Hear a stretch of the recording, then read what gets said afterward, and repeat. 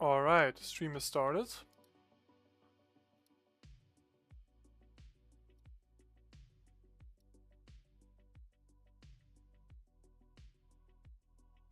Okay, Twitch doesn't seem to work yet. Right?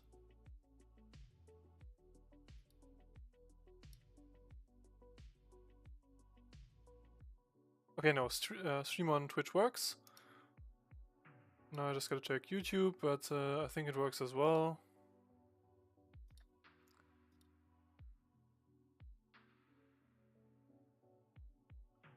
Okay, yeah, everything seems to work fine. So the tournament will start. Okay. So today I'm playing the Penny Dreadful Saturday tournament, as usual.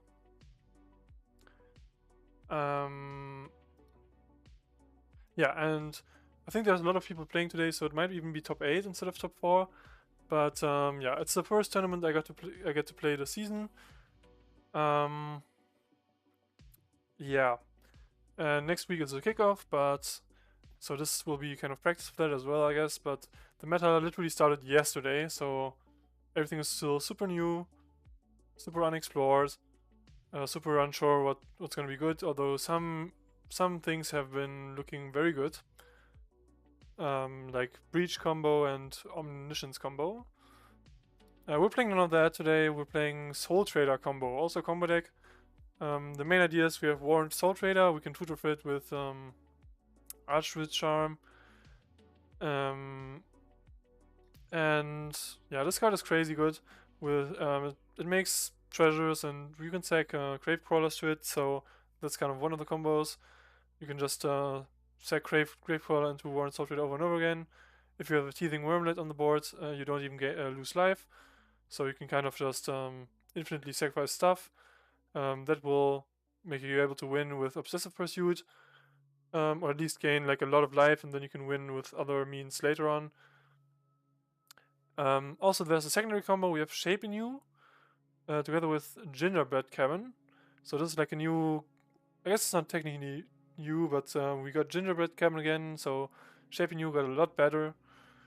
So the idea is we Shape in You the Gingerbread Cabin food token into Summoning Station. And Summoning Station makes infinite mana with Warren Soultrader. And then you can use that to find your one-off like Blood Artist effect to win the game. Or just win with Obsessive Pursuit, giving your creature like a huge buff. Yeah. Or just, I don't know, I guess theoretically we can also just make a bunch of tokens with the Summoning Station and win that way. So yeah, that's the idea. In the sideboard we have some Platinum Empyreans in matchups where the turn 4 combo is too slow, and when we're against aggro, so that's kind of our backup plan. And yeah. Okay, I think, yeah, tournament started already. Who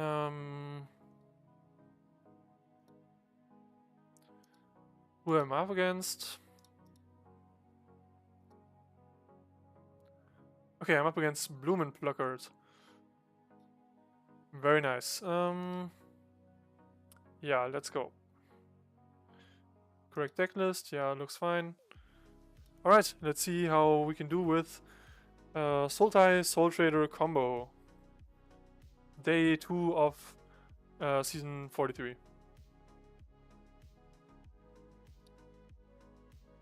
I get to be on the play. This hand has the combo. We only have 2 lands and one of them comes in tap, but we have a Birds of Paradise, so this is a keep. So we'll probably go turn 2 Obsessive Pursuit, turn 3 Soultrader, maybe.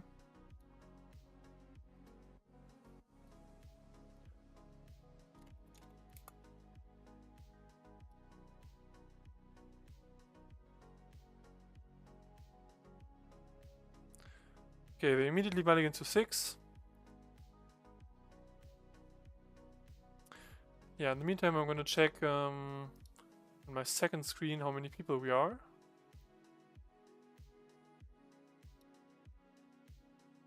Of course, we start with Birds of Paradise. Okay, we're exactly 16 people, so it should be top 8. My opponent is playing Momo. Strong card for sure. We do find a second land, which is a third land, which is nice. Yeah.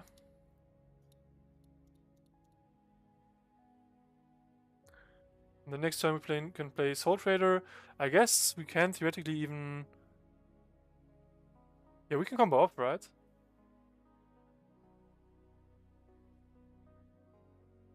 Because we can sack the Birds of Paradise into the Soultrader, make a treasure, and then play Grave Cruller and loop it.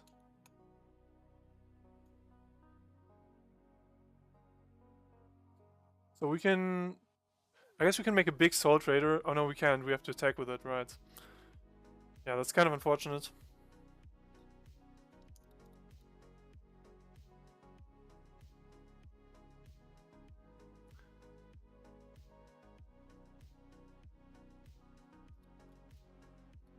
But I mean, yeah, our opponent is not putting on a lot of pressure, so it's probably gonna be fine.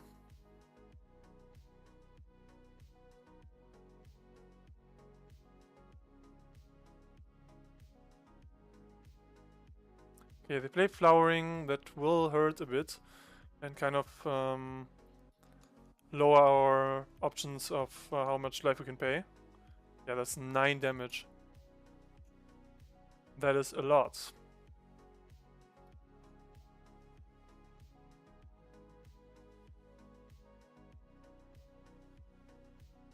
If we find a Wormlet, however, we can just kind of make infinite life.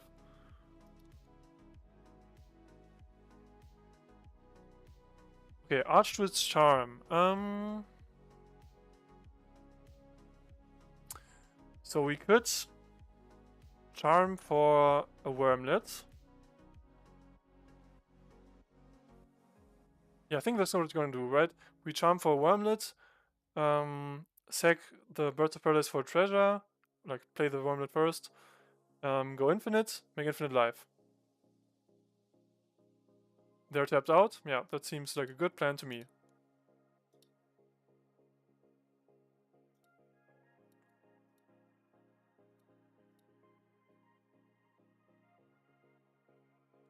Theoretically, they could have Commandeer, but in the main board, I don't know.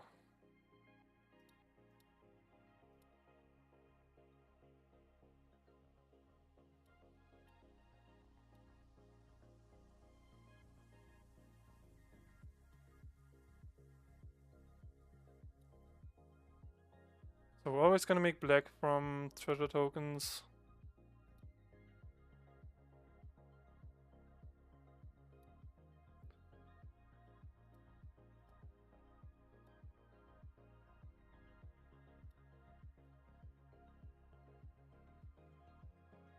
Yeah, and then we can gain infinite life, and I think that should be enough to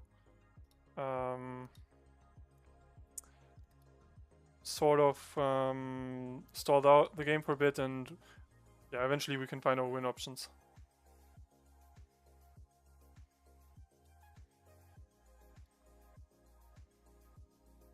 Okay, they just concede. Yeah, I mean, that's fine. It was not technically a win, but I doubt that their deck has any, like, milling me out options or something like that, so... Okay, game 2, we're gonna board in removal, I suppose. Like Heartless Act, Ritual of Soot. Yeah, that's probably it. It looks like they're pretty fast, so... I think we have to board out the 5 like 2 mana do nothing spells. Well, Nature's Blood doesn't technically do nothing, but yeah. And then I guess we can cut 1 Archdruid's Charm. Just kind of going all in combo and like a bit of board control.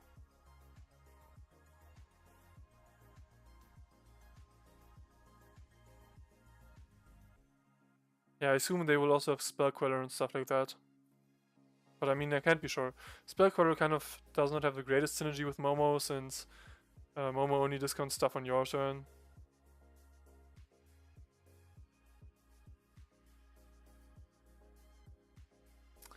Okay, we have no lands in the starting hand. That's unacceptable, of course.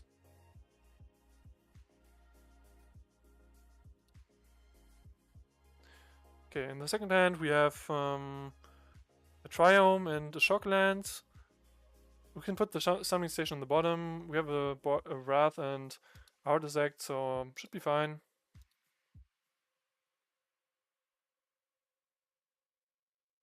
Okay, no turn 1 Momo, which is obviously pretty good for me.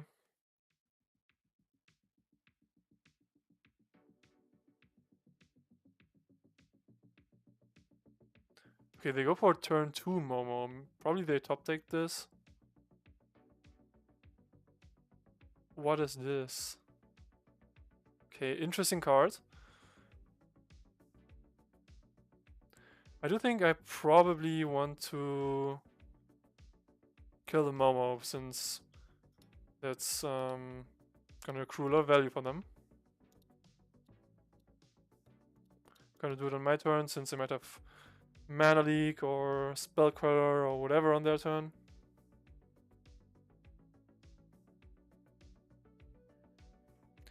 Yeah, but this card is like, this doesn't look super good, but okay, they just have another Momo.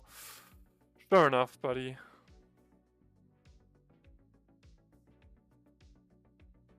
I guess this has Vigilance. Yeah, seems fine.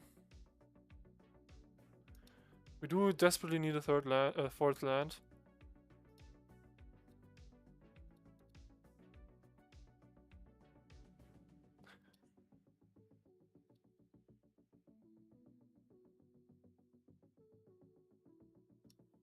Okay, so there's a Gravecrawler. It's fine if this dies to Ritual of Soot, of course, because we can replay it from the grave later. But yeah, we do need a fourth land, of course.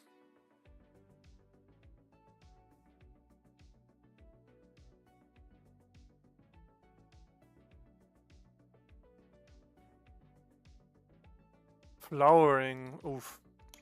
Yeah, I mean, if we top deck a land, then it's fine. If we don't, we're in huge trouble. Okay, it's fine.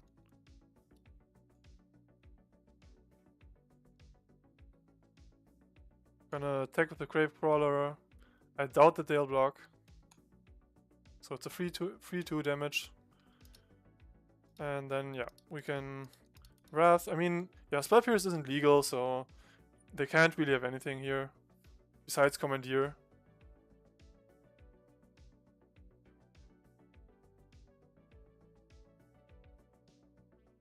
Best top deck would be Woodland Cabin, or I suppose Archdruid Charm would also be good. Oh yeah, okay, there. Yeah, I almost need another Wrath already.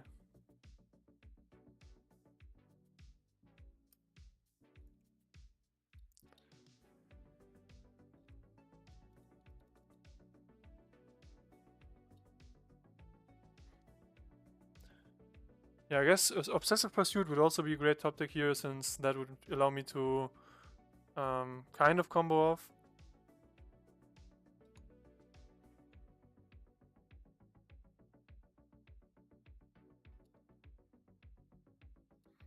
Yeah, I'm gonna block with the Birth of Paradise here, of course.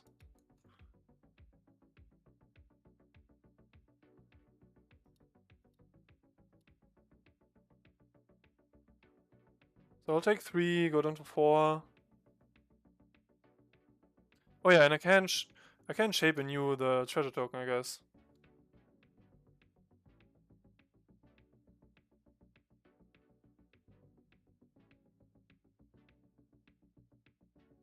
But if they play nothing, okay. Oh yeah, I guess this way I can't. So no non-creature spells until... Yeah, I guess that makes sense.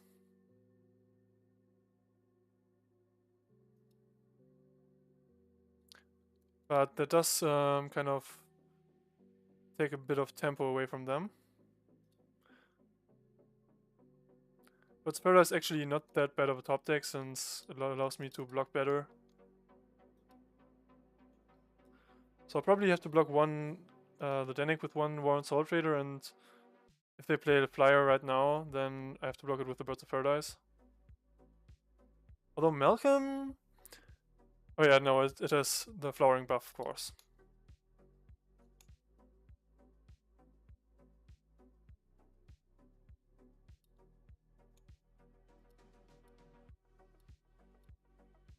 Oh yeah, that's the wrong way around. Reset blockers.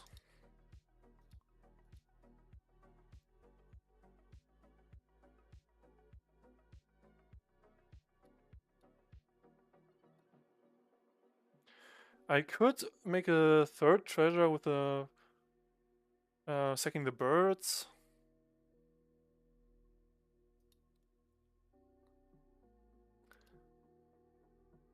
I mean, there's not really a downside, so I do kind of just need to win anyways, right? Okay, no, it's too risky. So, best case, I get an Obsessive Pursuit here. But they might just have a Spellcrawler. Okay, that's also pretty good. Okay, so I shape in you. Make a token. I sack the token, I make 2 treasure tokens. I don't think I have enough life. Oh, I can just play the Southern Avatar and then Gravecrawler, right? Yeah, that's also a loop. If they have Spellcrawler, then so be it. I can't play around that. Okay.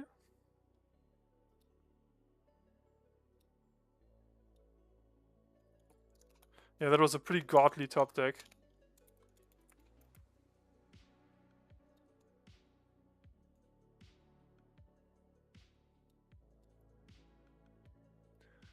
So this should be... Yeah, it should be lethal. I gain 1 life each time. And yeah.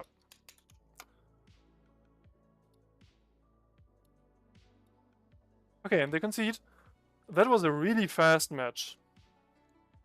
So I didn't expect this to go that well, to be honest. Yeah, I mean, the deck is fire, I guess. Like, it just worked. In my previous iteration of the deck, I didn't play the full 4 Gravecrawlers yet, but they're definitely very important. Like, they're probably better than the summoning stations. So, yeah, that was definitely an upgrade to the deck.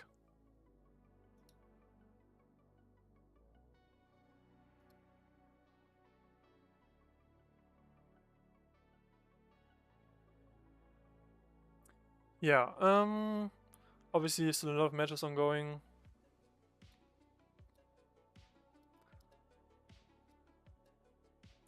Yeah, honestly, I think I'm just gonna eat dinner while the matches are still ongoing. So, I guess I'll be back in like 10 minutes, 15 minutes maybe.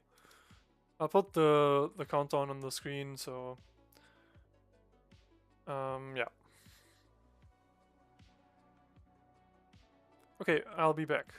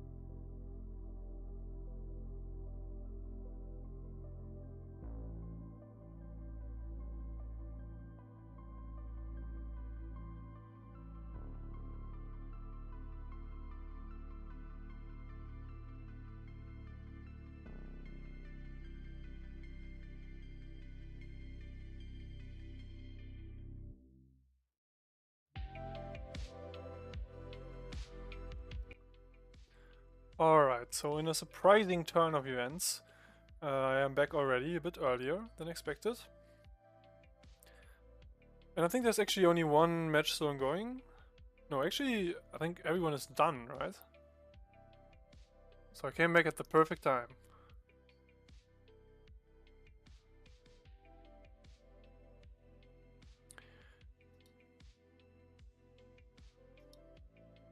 Yeah, so I think tournament should be continuing in just a second. Yeah, already. I'm against Paki. Usually known for playing red deck wins. So that might be going to be a tough matchup.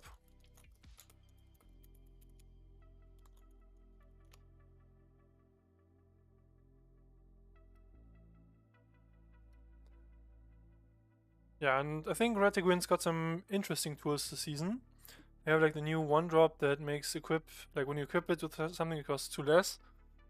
That was pretty good for like the equipment red deck wins variants with like the Leyline X and stuff. But yeah, we'll have to see. They go first, which is not a good sign.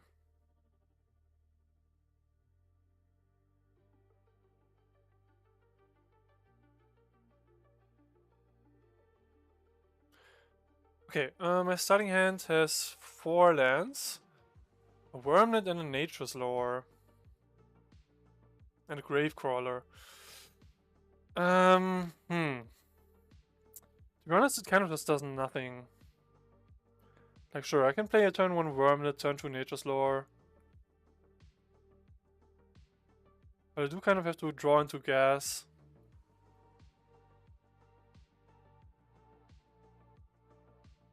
Although, honestly, I mean... Oh. Honestly, like, Soultrader is basically a win, or like, close to a win. A lot of things are pretty good here, so I'm gonna riskily keep it.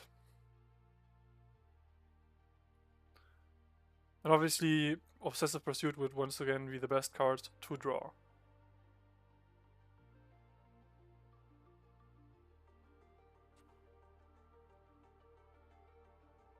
Yeah, seems like red deck wins. Okay, that's a solid top deck.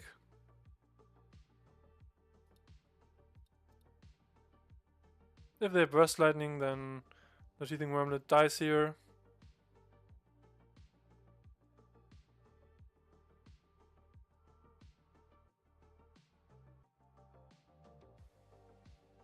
Yep, I called it.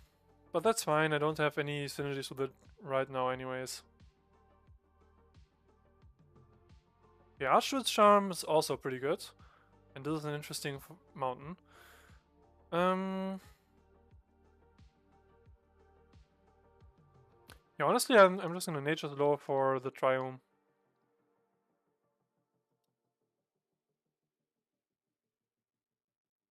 And the next turn I can either play the Cabin or tapped Overgrown Tomb. Okay, they just do nothing. That's a bit weird. Yeah, they even didn't even play a land, so I'm not sure what that's supposed to tell me. I'm really not sure.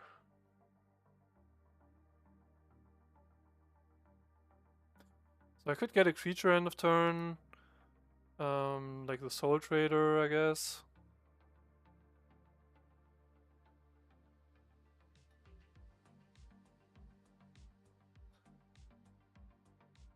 Or I could play Resentful Revelation right now, play the tap land. Honestly, that's probably a good idea.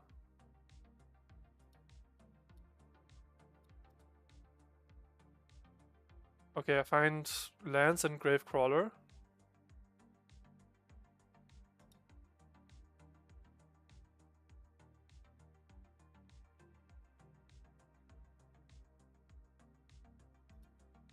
I mean, sure.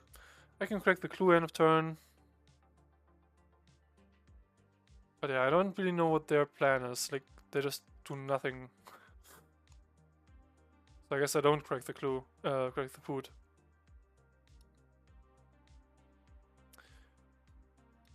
Bit weird, to be honest.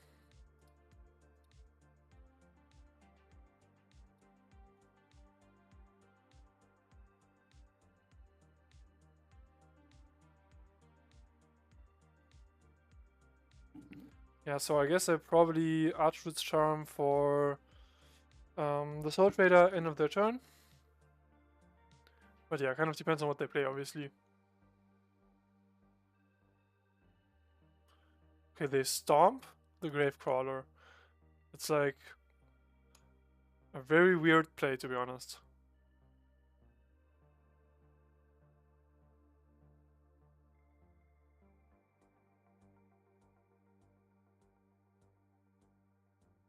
Lelia, huh?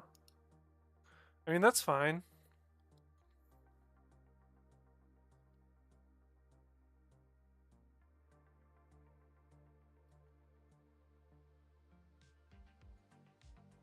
Okay, they exile a Bowmat. Did they play lands? Yeah, they played a land this turn already, so they can't go land Bowmat.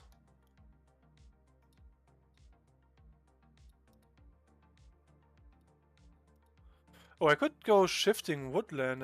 Yeah, but there's no like that doesn't do anything. Although it is a cute idea.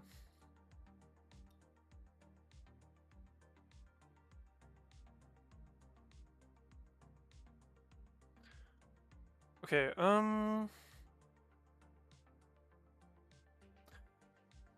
so maybe the plan is okay.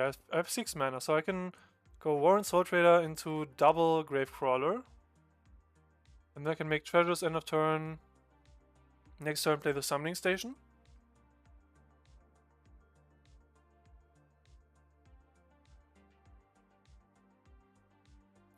Kind of play a bit of a mid-range plan.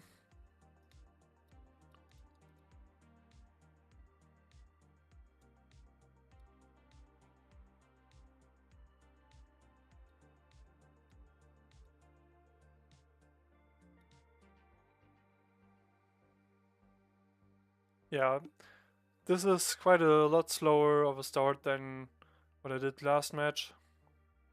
But I mean, that's fine, right? They didn't put on any pressure. I could have also like killed an artifact or something, but yeah, this way it's also fine. I have a good padding of life. I hope they don't play main boards Price of Progress. That would probably kill me. But besides that, I don't think there's a lot they can do to kill me, like, quickly.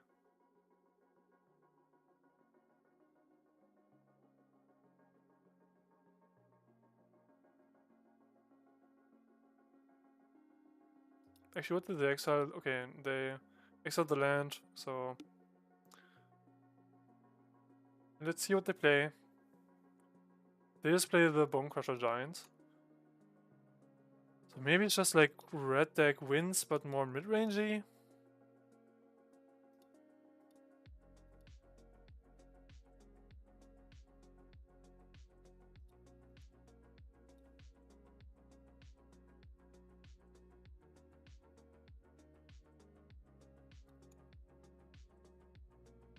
Okay, Obsessive Pursuit is means I can kind of gain a lot of life here.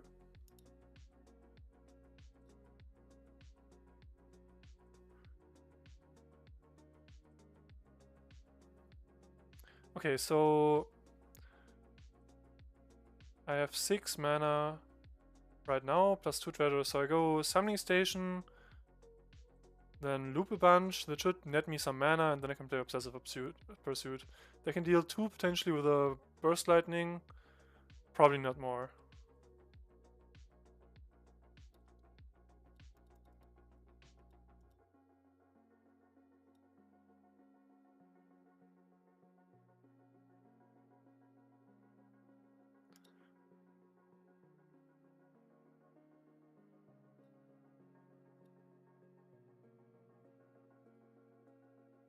Yeah, I always want to yes this and also always want to pass it, so...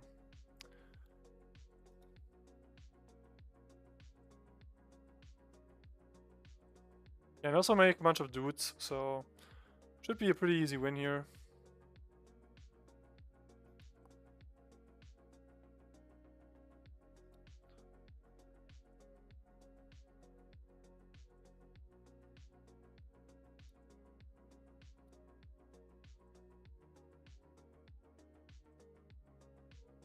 Yeah, I'm not super used to doing this combo, so I kind of have to concentrate on it.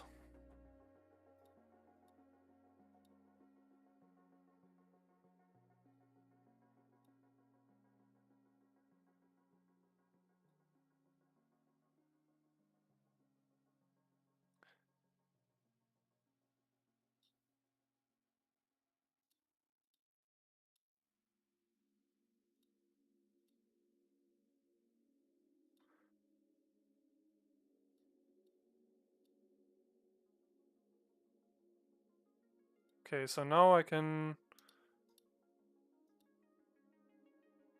take a token, play the obsessive pursuit. Okay, I guess I have to do it like with single things, so I get the triggers.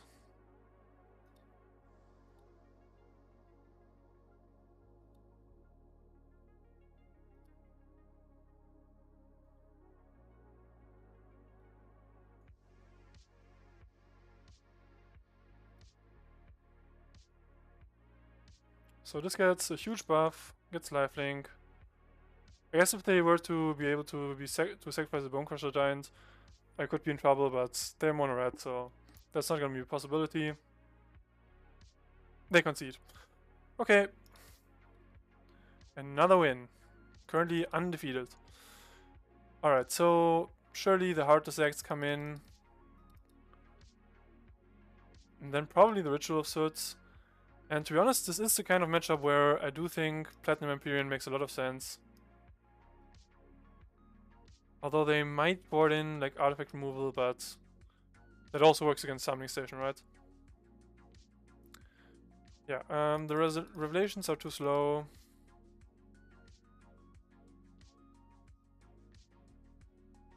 The Archroot's charms are also kind of slow. So I can cut at least one, maybe two. Actually, maybe I cut the Nature's Lures. And keep it like this. So I have them removal in. I still have the Gingerbread Cabins and the one Grasslands to fetch, to get tokens, as well as Obsessive Pursuits and the Warren Soultraders. Yeah, looks fine.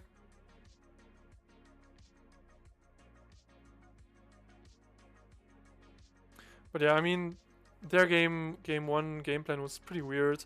They kind of just didn't do a lot. Especially for red deck wins. And to be honest, I don't think this is the meta to re-rocking like Mono Red's mid-range or something. So, yeah.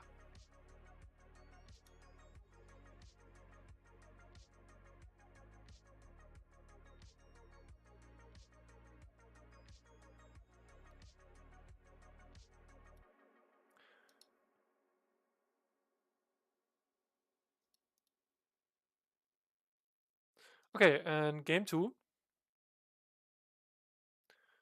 They'll be on the play again. I have one land in my starting hand, so and it's a Triome. Otherwise, I might have kept it, but probably not against red deck wins. So it's a mulligan. And this hand looks pretty good. It has 3 lands. Probably gonna bottom the Southwind. 2 Teething Wormlet, so obviously a Pursuit would be great here. Yeah, and Wormlet into Pursuit is like one of the best starts this deck can have. Okay, they're on Fervent Champion.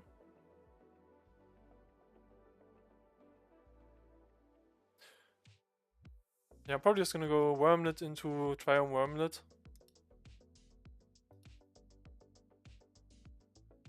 Although honestly, okay, maybe I should have played the Triome and then next turn played the Heart Sect. Yeah, probably. Yeah, I mean, no, it doesn't matter, right? Because they have hexproof anyways.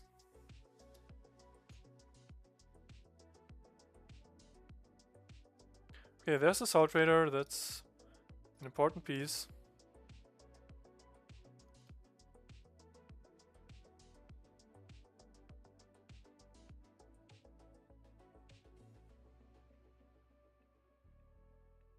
But I mean, as long as they're just attacking for 3, I'm not too much in danger.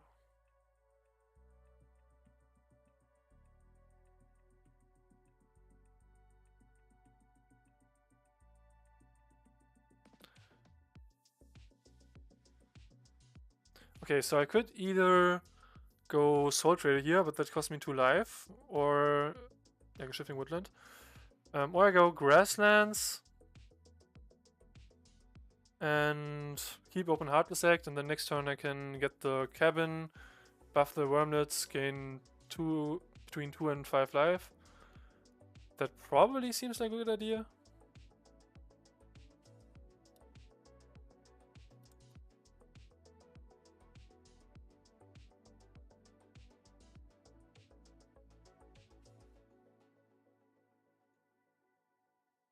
Yeah, the Hexproof on monocolored is annoying.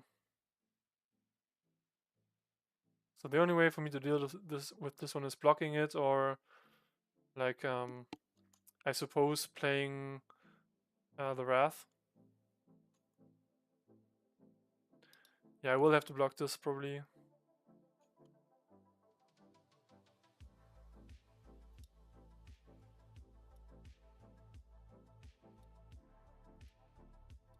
Although honestly, I mean, going to 8, that's fine, right? And I can just jump block starting next turn, right? They would need double price of progress to kill me. Literally impossible, so... Oh, Shapen you! Haha! Okay, so I guess I take the 2 damage here for the Bleeding Pool.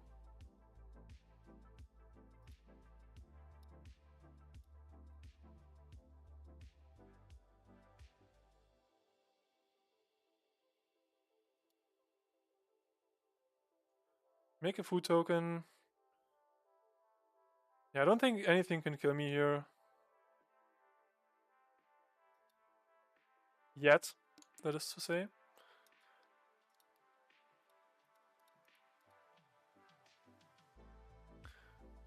I mean, they might have like a way to destroy the artifact.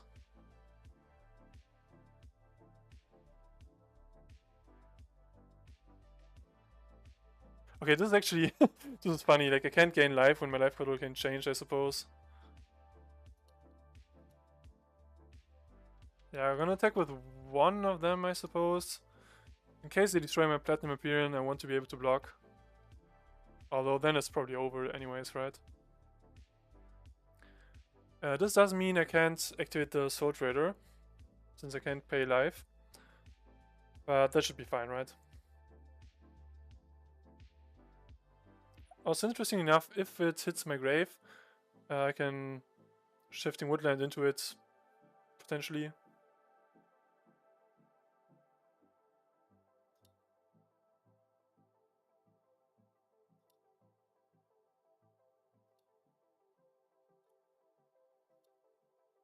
Yeah, I mean, I do kind of need to win somehow, so I think attacking with Empyrean is fine here.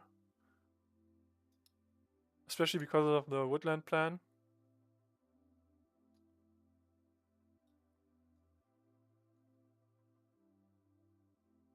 They might have like Incinerate or Double Burst Lightning or something.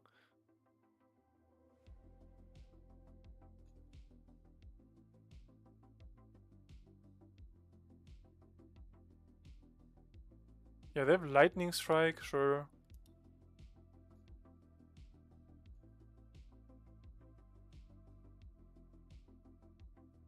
Oh, okay, now it dies to first strike damage. That's problematic. Yeah, Price of Progress. Okay, I do have to do this right now.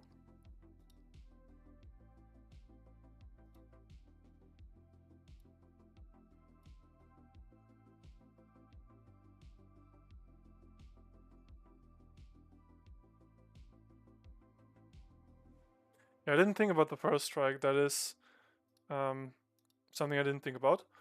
But now they're down to 1 card in hand, so like unless they have a second Price of Progress, I should be fine, right? And starting next turn, I can make a Platinum Empyrean every turn.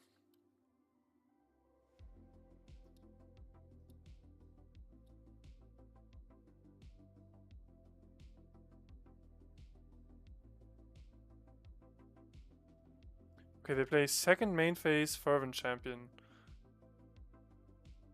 I guess it sort of makes sense. And there's another one.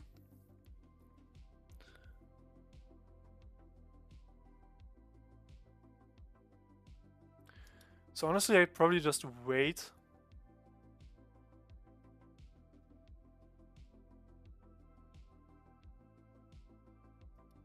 Or like activate the woodland in their upkeep, I suppose.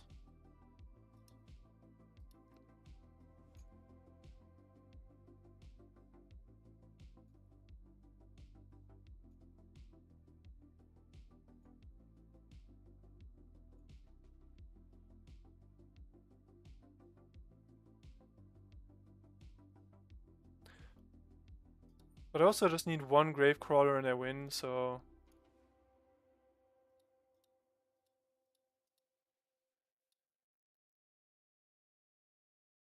Yeah, if they have Price of Progress right now as a last card in hand, I would lose, but...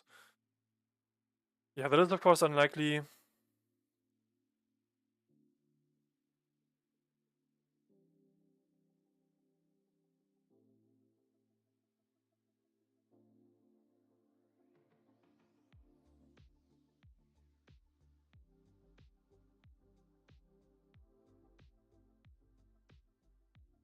Okay, Obsessive Pursuit.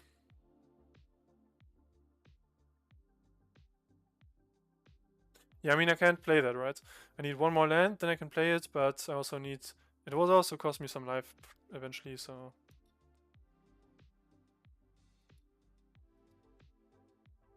I mean, yeah, I just stall until I have a way to win or another land or something. But I do think the only way I lose here is if they have artifact removal or if they draw Price of Progress.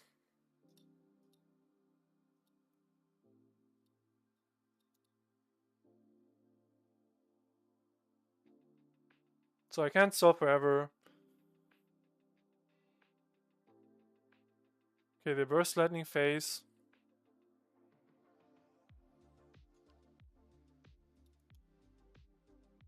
That doesn't mean they're tapped out, so if I get a Gravecrawler, I can make infinite life and win.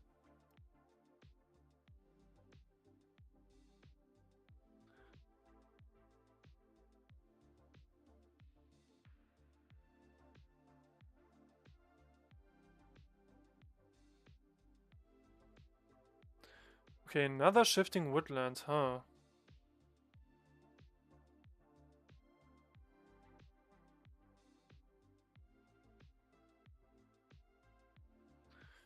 Yeah, I mean, this does mean I can theoretically play the Pursuit.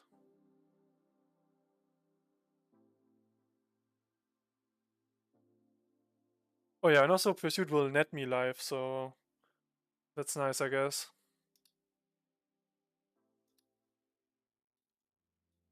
Bring me out of the range of like burst lightning kicked.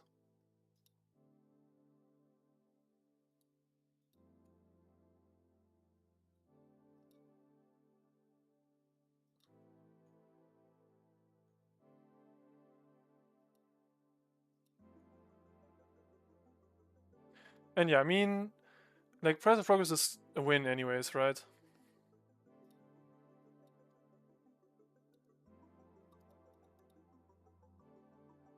So if they have that, so be it. Burst lightning plus lightning strike is also kill.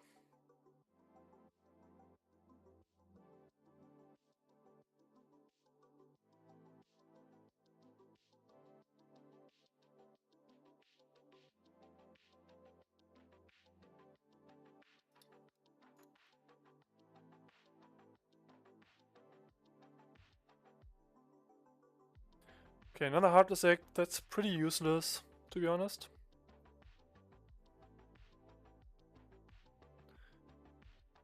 Yeah, so at this point, I feel like I probably just need to like hold back the Shifting Woodland activations until they try to burn me.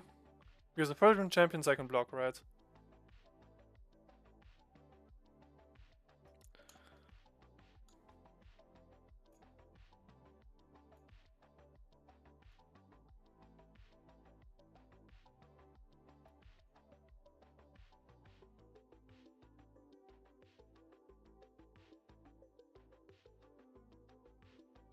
Yeah, Kellen is whatever. As long as it doesn't have haste.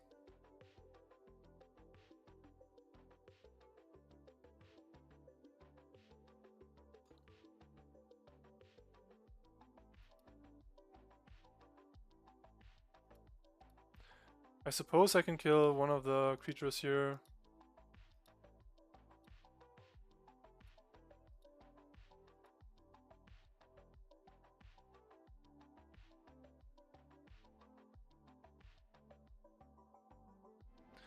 Yeah, and then I don't really want to have one of my wormlets die. But I suppose it makes the most sense here.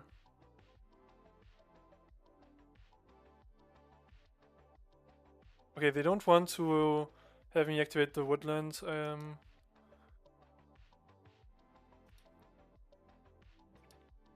I could kill the cannon here.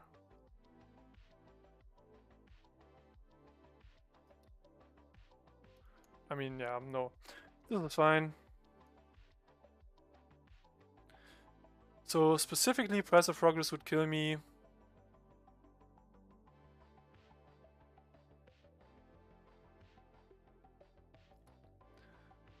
I guess I'm playing around it for now.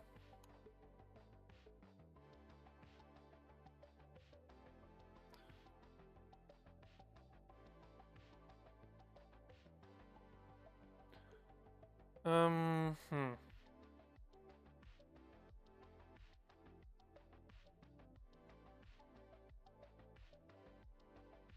Yeah, I mean, I guess my plan is unchanged. I can activate one clue here. Play tapped lands.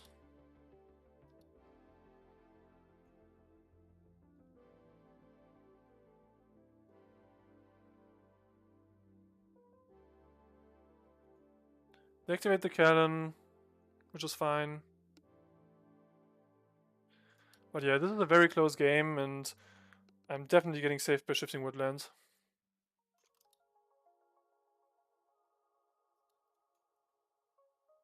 Once I get an 8th land, I will be able to potentially activate woodland twice a turn, which should save me. Sort of. Yeah, as long as they can't give this trample, this is fine. If they have a land annex in hand, it's a problem. But they couldn't equip it anyways, right? So that would also be fine.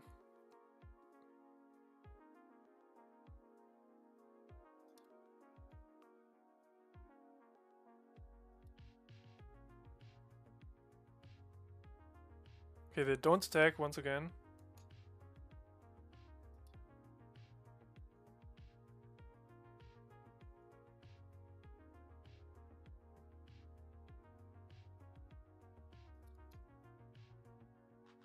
They activate the cannon, I don't know why.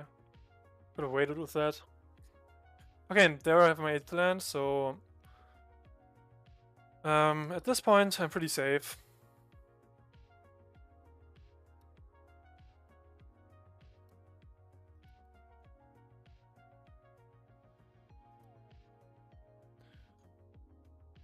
So at this point I can just kind of stall. Even if they have 2 burn spells.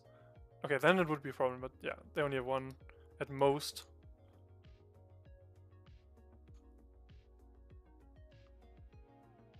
So I guess they're looking to get the 2 cards off the top.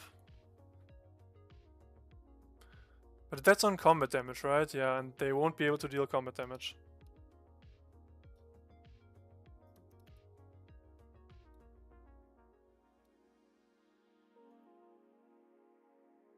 Oh no!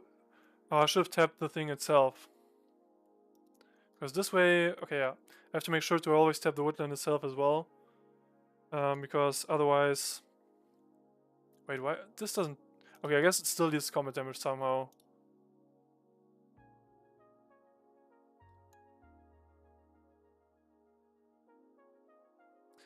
Yeah, because I need to tap the woodland itself because it can't tap for mana anymore once it's a Platinum Empyrean. Of course.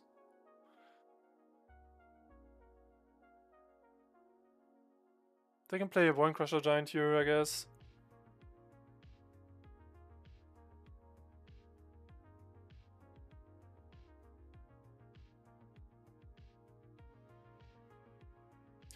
Also, the moment I get a Gravecrawler, I kind of just win.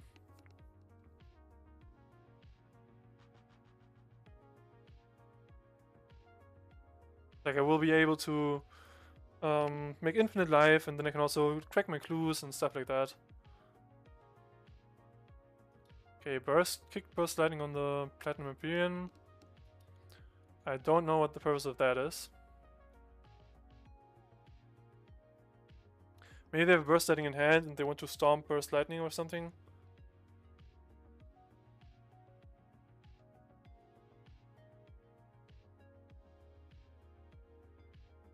Okay, maybe they just wanted to have it in their grave instead.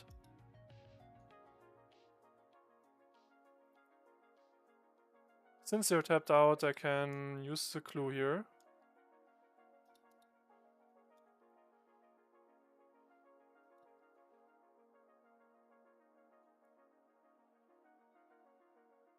Okay, and there's a Gravecrawler, so I win.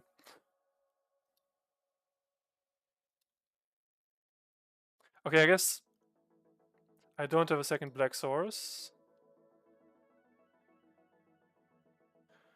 I can make a Platinum Empyrean and then sack the... Oh no, I can't sack the... Okay. So I cannot... Huh.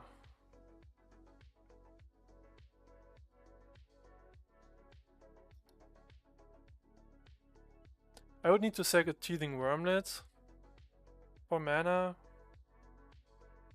Oh yeah, and then I can just yeah, buff the other one to Oblivion and okay. Yep, should be fine.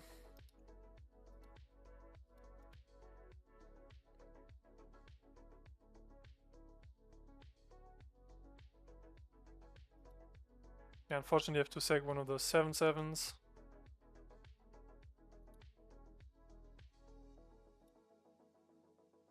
Okay, they concede, fine.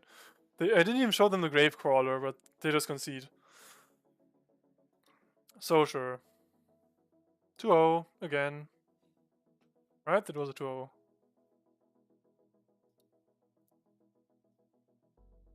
Yeah. Alright, pretty nice. I didn't expect to win against Red Deck win so easily. Or like, well, it wasn't technically super easy, but the Woodland plan did come in pretty handy here.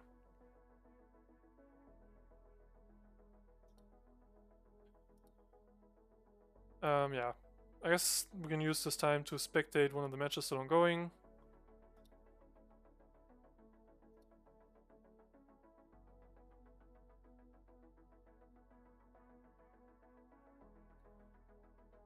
Okay, it looks like Azorius Tempo versus Breach combo.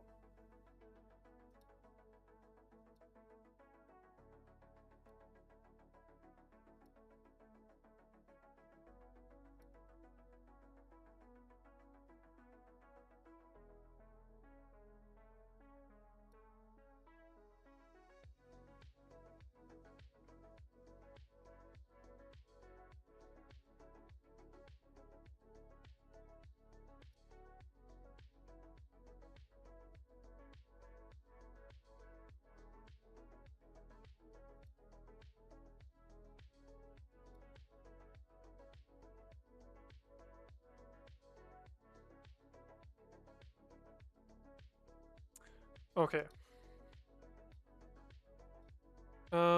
Freeze Pop wins, so Azorius wins. Yeah, I'm not sure how many lobbies there still are. Yeah, there's one match still ongoing. I guess we can watch it. Okay, and it seems to be Carnage combo or like Desecrax combo versus humans.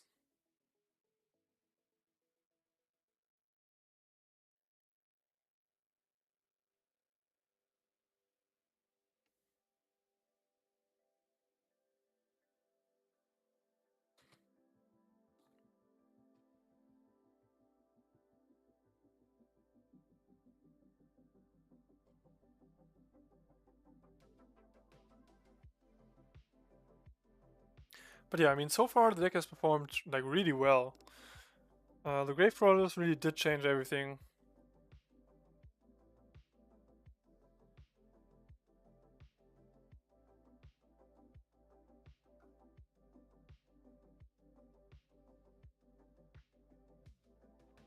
Oh, they're comboing off here, right? Oh, okay, this is very interesting. Because of the Auriok champion, the Ayara won't kill Garcia Edo here. Um, but it will gain Joshua infinite life, I think.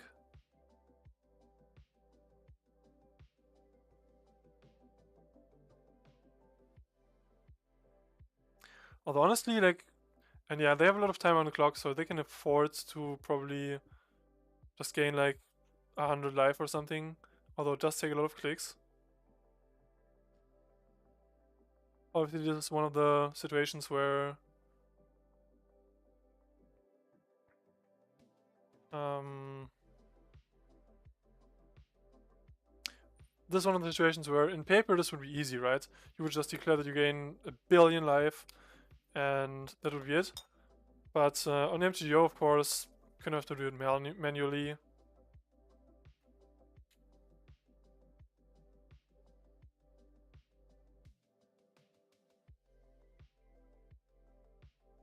And yeah, I think they can just not return anything with Desecrax. So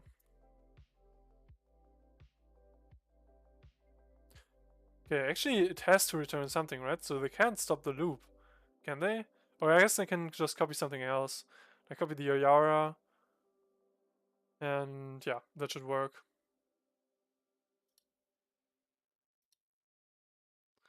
Yeah, I haven't seen Auriok champion in a while.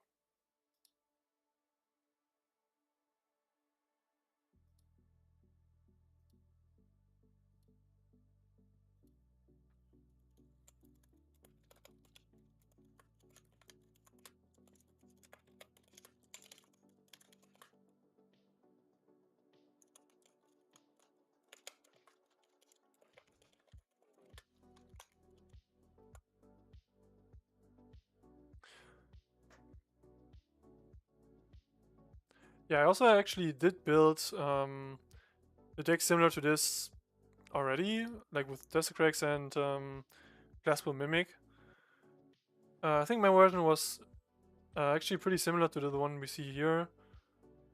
Also played Pomo and Malcolm and Yara.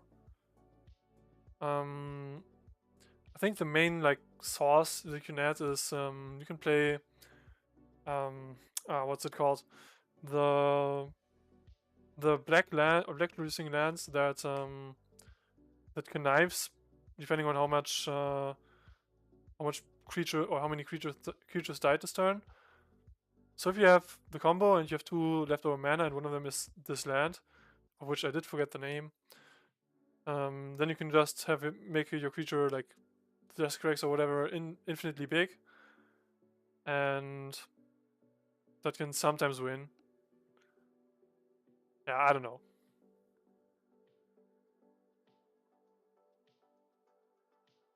Yeah, they're gonna eat a lot of clock here. There's not there aren't any other matches ongoing, so can't watch anything else.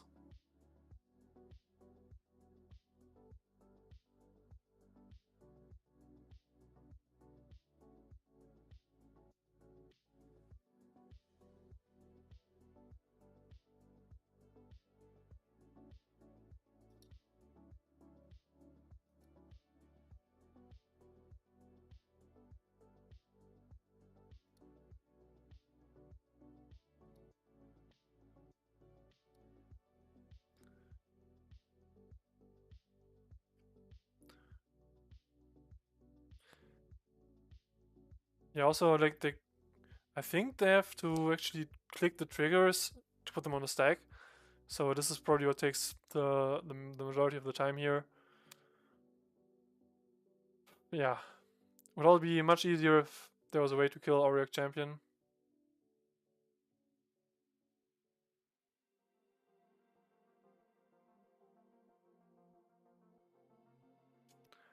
Also, the bot doesn't work, so I can't find out what game they're in. Like game 2, game 3, whatever.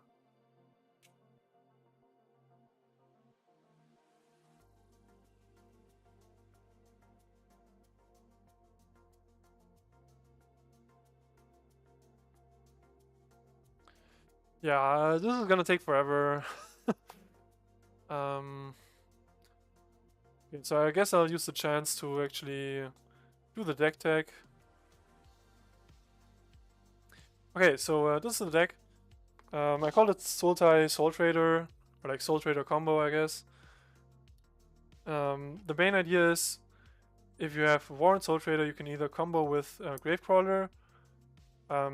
It costs you 1 life on each iteration, but you make infinite, or like as much life as you have, like double that amount of sacrifice triggers, so that can sometimes kill with Obsessive Pursuit, or just give a creature big buff and lifelink.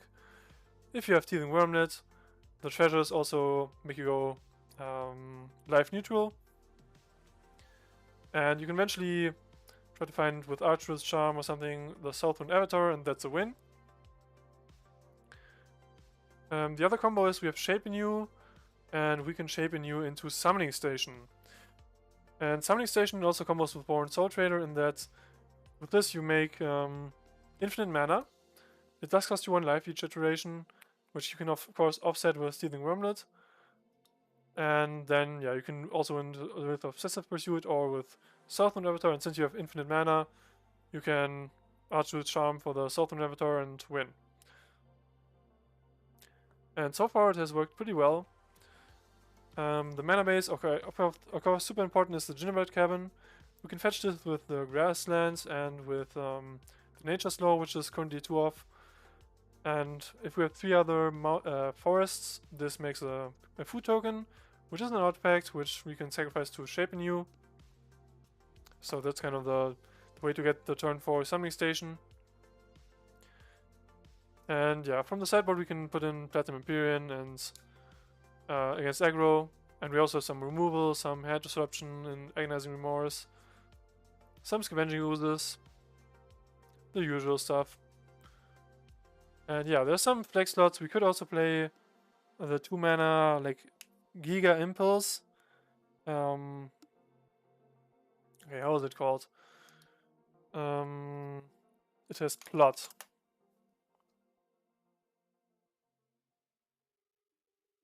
Okay, MTGO doesn't want to show it to me. Okay, yeah, Pillage the Bog, exactly. I considered this, but I thought Resentful Revelation is probably better to potentially mill over Grave Crawlers and also get some stuff in the grave for the Woodlands, which are a solid backup plan. If you were here for the last match, I did like repeatedly copy the Empyrean in my grave, and was able to win that way because my opponent couldn't attack or like couldn't deal damage to me. So that was pretty nice. So this is one of the decks where Woodland is kind of just a utility land and not that much of a combo piece. Although of course you can just, like if your Southwind Avatar dies, you can Archer's Charm for Woodland copy the Avatar and kind of win. But mostly it's just a utility land. And yeah, that's the deck. And I guess we go back into the game.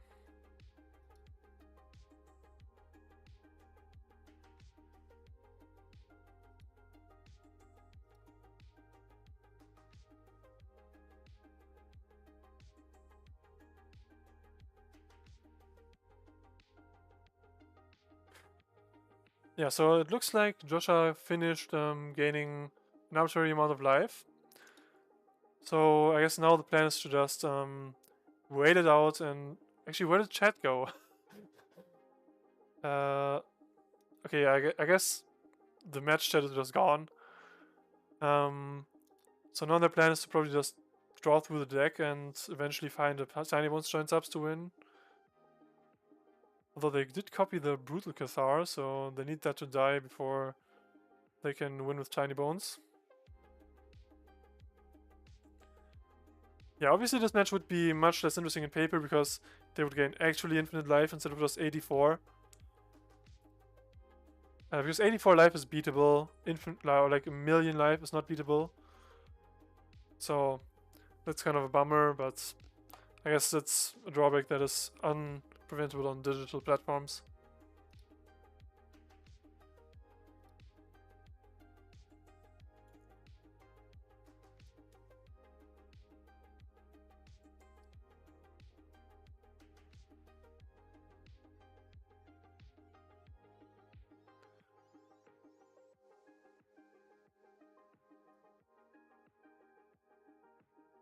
But yeah, also the mono white humans player only has one card in hand, so I do think Joshua wins this match, or like at least this game. I don't know how their match score is.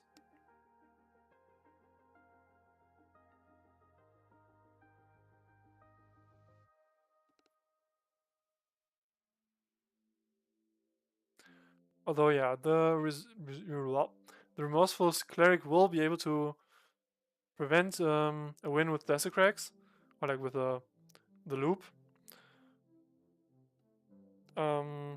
But yeah, honestly, I think Joshua can just win the tax here, probably.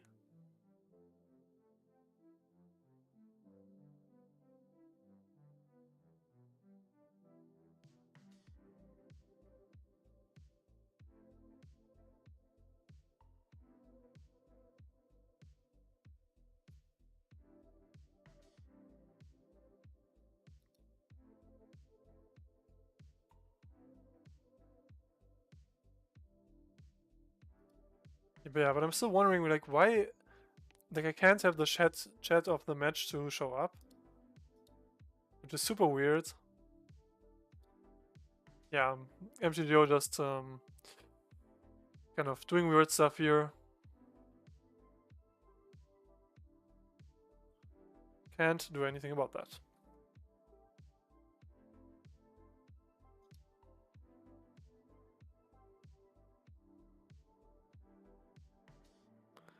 And yeah, looks like I saw in the tournament chat that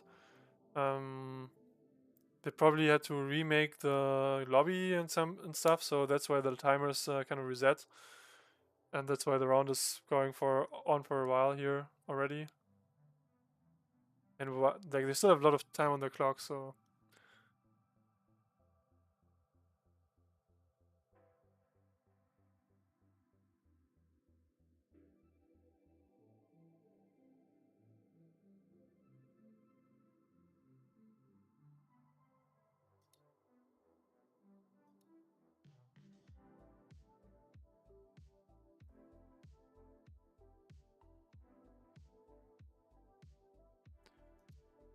yeah, it would be super like annoying if the Moonlight Humans player won here, because like technically Joshua could have gained infinite life, but not on digital, so that's kind of weird. But I mean, they might actually win. Like they have a 10-10 champion. They have a lot of creatures on the board.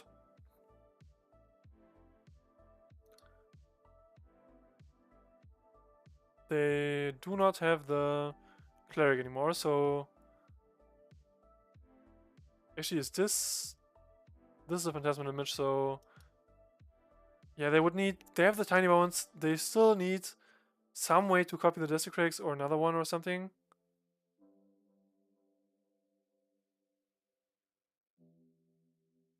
Which I hope they have, because that would save us a lot of time. But it doesn't look like it.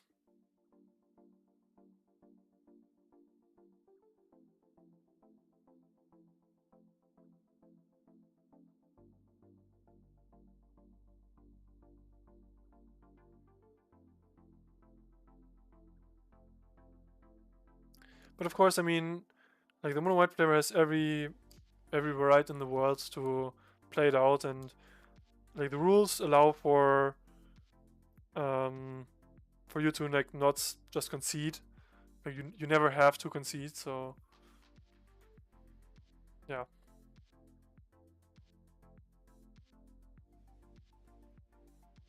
Like meaning if they win through like technically infinite life but not actually infinite life, then they do still win.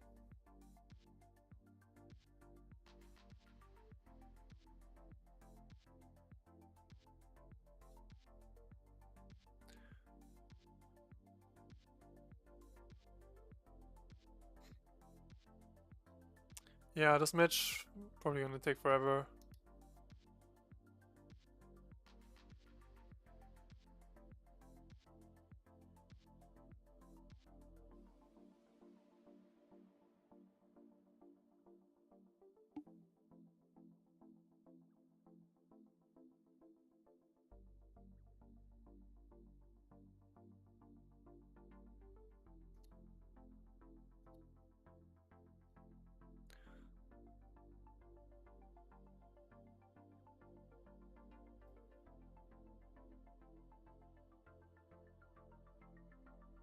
Oh, what happened there? They spent 2 mana on I don't know what. Yeah, I'm gonna rejoin the match and hope that the chat works then.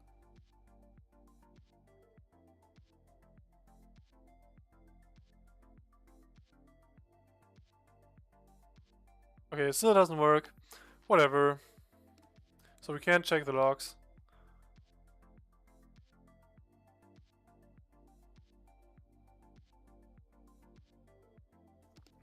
So there's a lot of ways for Joshua to win here, I think. Like Desecrax would do it. Any of the copy spells would do it. And they have a lot of like looting in the deck, I think, so they should be able to eventually find something.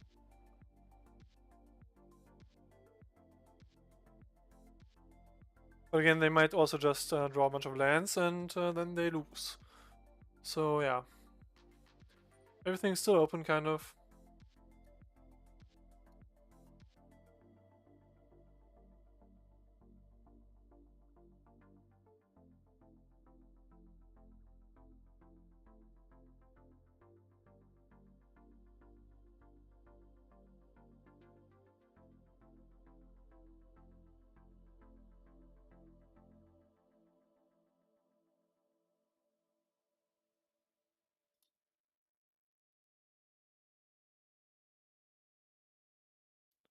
Yeah, it looks like so far they didn't find anything, and they only have like maybe 3 turns at most to win.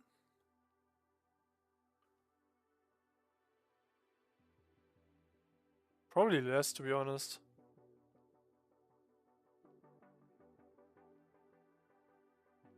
Like, they can block with the fear of missing out.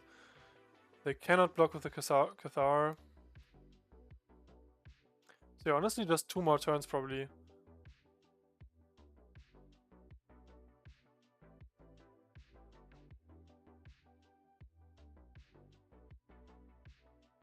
Damn. 2 flying counters. You don't see that every day. Oh, okay, but they have a Profane Tutor, so that should win them the game, right? Because now they can just get a clone, and that should win, right?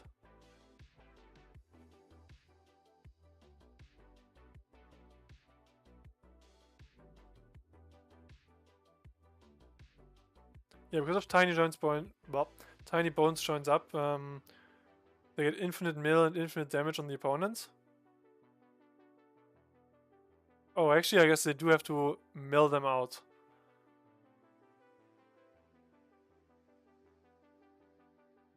Yeah, that's gonna take a while. So hopefully, at this point, the opponent concedes because Joshua has 8 minutes, and 8 minutes should be enough for milling 42 cards.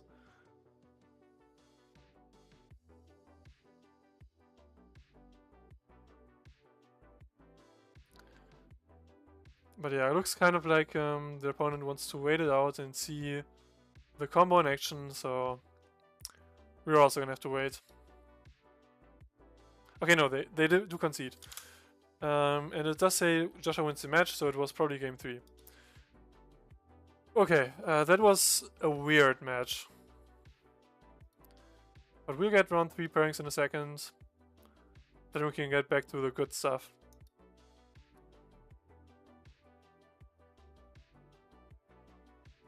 Okay, and we do play against the player we just saw. So the Desecrax combo deck. I'm gonna join a second, or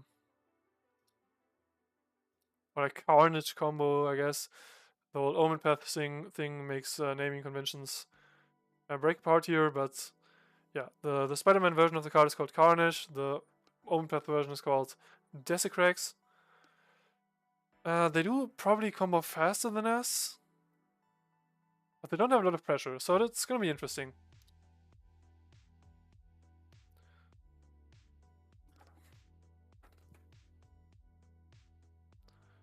Alright, match 3 with the Soultrader deck. On the play. Starting hand has 5 lands, so it's a mulligan. And this one also has 5 lands. I don't want to keep a 5-lander, to be honest. Especially one that kind of just doesn't do anything. Like with our Obsessive Pursuit it might be fine, but not like this. Yeah, this is fine.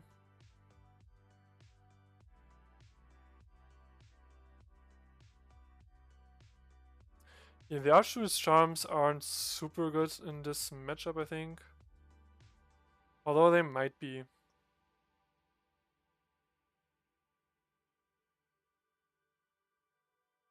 Yeah, I'm gonna bottom a Gravecrawler, hope to find another one with a Resentful Revelation.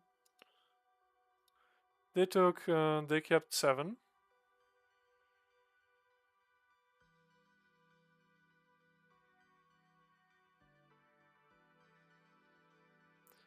I don't think they have any turn 1 plays. Okay, they do have Tiny Bones joins up, I suppose.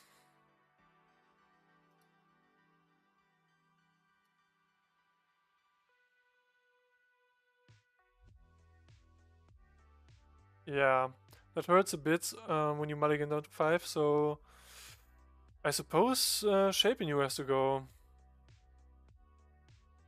Although maybe... I mean, Archroot Charm kind of destroys the Tiny Bones, but I don't think it's worth it, because they also have Ayara, right? Okay, now I have to find a third land. Okay, plenty of lands to choose from.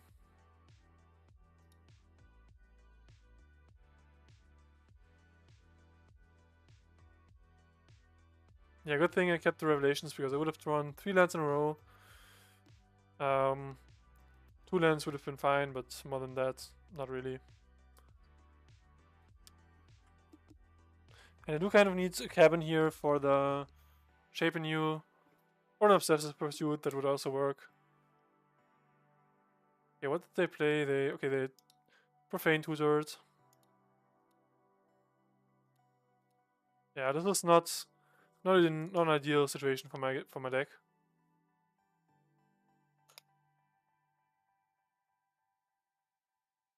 Yeah, with Profane Tutor they can probably win turn 4.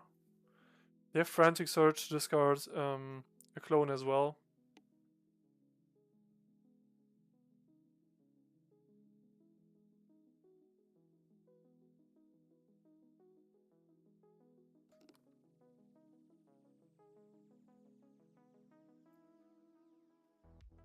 So the best top deck here would probably be the Gingerbread Cabin. Okay.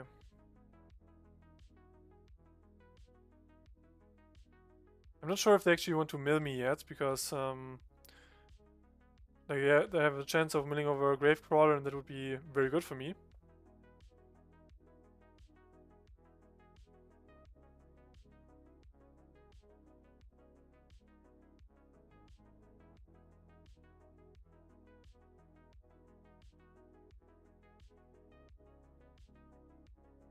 Okay, they discard an Ayara. Looks like they don't have the combo yet.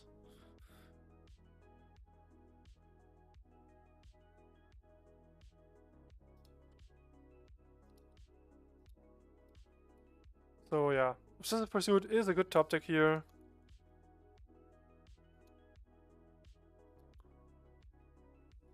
Since I don't have anything to do with the 0 mana, it doesn't really matter whether I crack the clue this turn or on my opponent's turn. But honestly, I think they probably just win.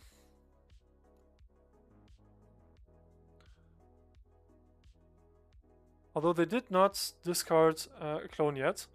So, I don't know, we'll have to see. Maybe even with Profane Tutor they don't have the combo. They need a Desecrax and a clone in the graveyard. They can discard one to the Emmet, I guess. Like a clone.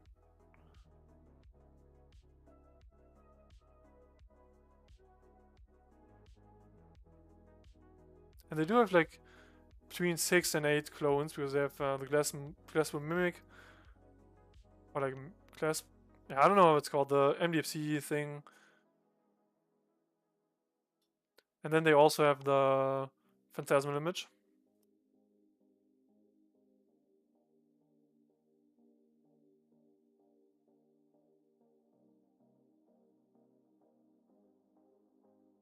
Okay, there's a Frantic Surge. So they can potentially still combo off.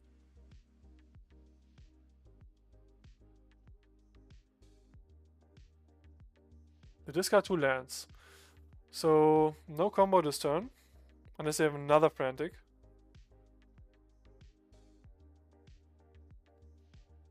I'm kind of afraid that this might actually flip. They do need 14 cards in the grave. So it's somewhat unlikely.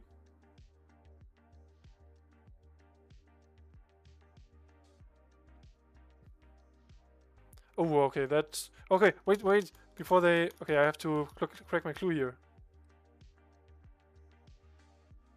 Whew. Okay. Yeah, I definitely want to get rid of the Wormlet rather than the Shape Anew. Damn, I almost passed through that.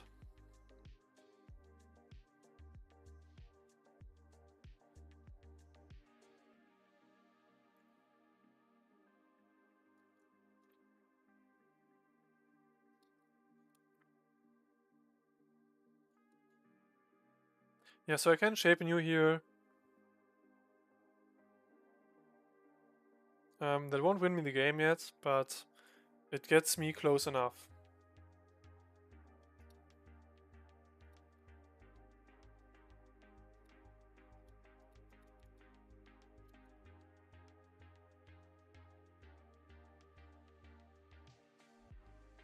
I guess they might have a counter spell actually, but I don't think it's super likely. On their last register list, they did not have any counter spells on the main board and not on the sideboard either, to be honest. But they might have changed it, of course.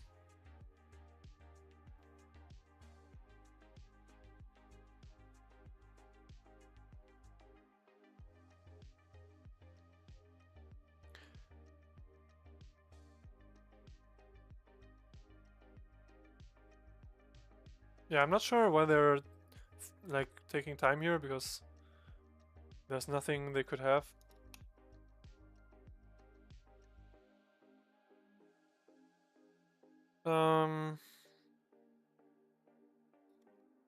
Yeah, I mean, I guess I play the Triumph here. I'm not gonna cycle it anyways.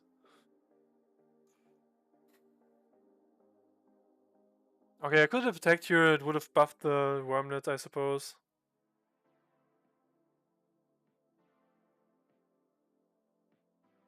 I'm in another Shape Anew, which is fine.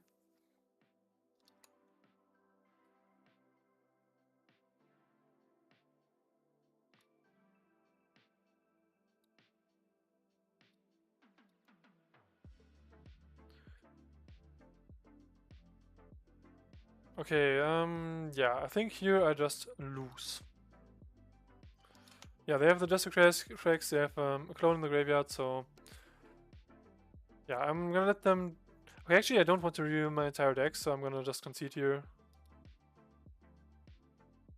Okay, yeah. I didn't draw good enough to offset the mulligan to 5 plus turn 1 Tiny Bones. So I definitely bring in the Scavenging Oozes and also the removal spells, I suppose. And honestly, I mean, Agonizing Remorse is also kind of good. And then I don't really need the Archdruid's Charms. They don't really want that many artifacts or enchantments.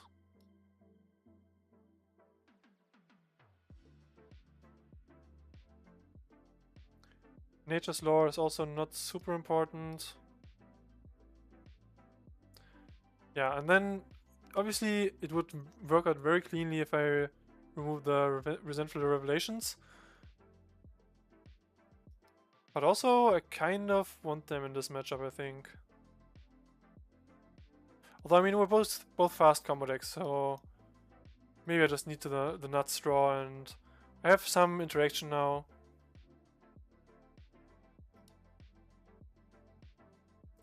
Especially Scavenging Ooze could be really dangerous for them.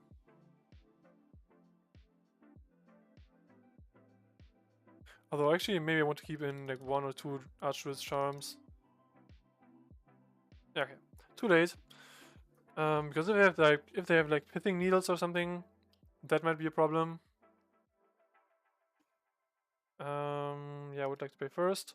Yeah, Charm kills Tiny Bones, but they have a Yara as well. So I don't think like going for the Tiny Bones joins up is too good of a tactic. Okay, this hand has 5 lands, but I have the one Soultrader and the Teething Wormlet and a Gingerbread Cabin, so I don't know, maybe this is a keep. But also it's not a win, so no, it's too many lands. And then I get a 0 lander. There's like actual MTGO doing comedy bits.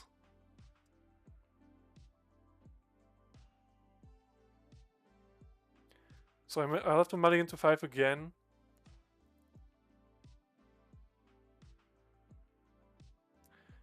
Yeah, also both summoning stations in the hand and the Blood Artist effect. Yeah.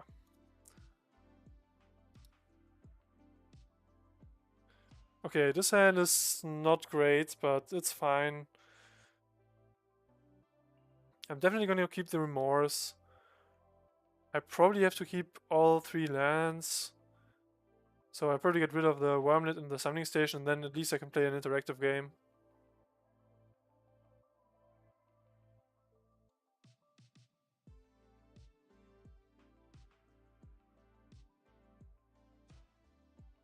Agonizing Remorse is nice because it can also exile a card from a grave in a pinch.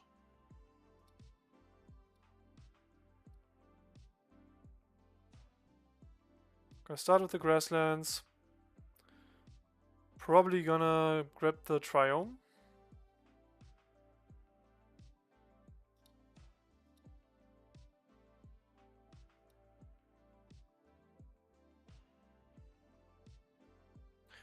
Although honestly I could also just play the Cabin here.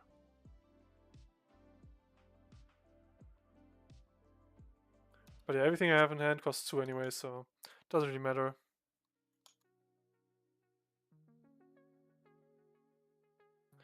Also kind of funny how we're both on the bad fetches.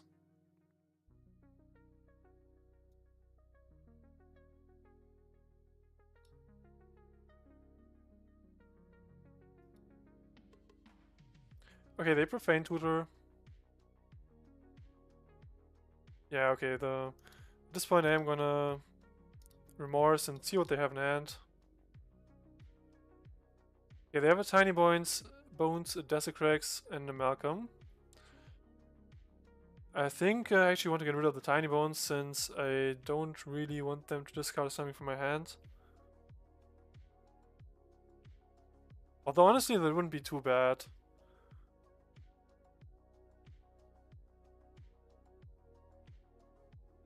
But yeah, also Tiny Bones lets them play the Desecrax 1 mana cheaper, so yeah, I'm gonna discard the Tiny Bones.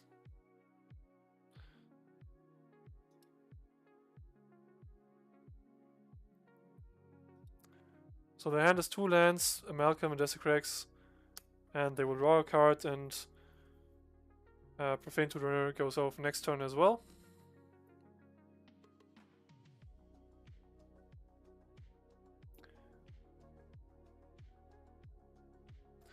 Yeah, it's kind of Kind of annoying that I had to mulligan to 5 two times this match, and both hands were not great. Okay, they did play the Blood Crypt. Yeah, I kind of have to take the Desecrax, right? Because they can tutor for a clone, and then if they have Frantic Surge, they win. So yeah, I'm gonna do it again.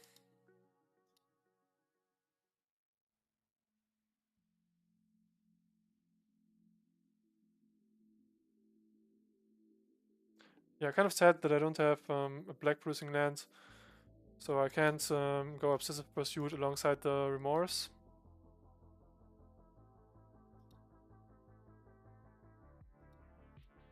Yeah, surely I take the Desecrax here.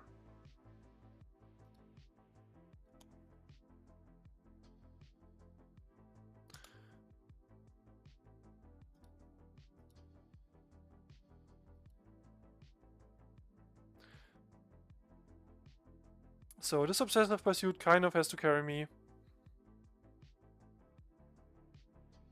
Also, I did kind of think about playing Profane Tutor in the deck.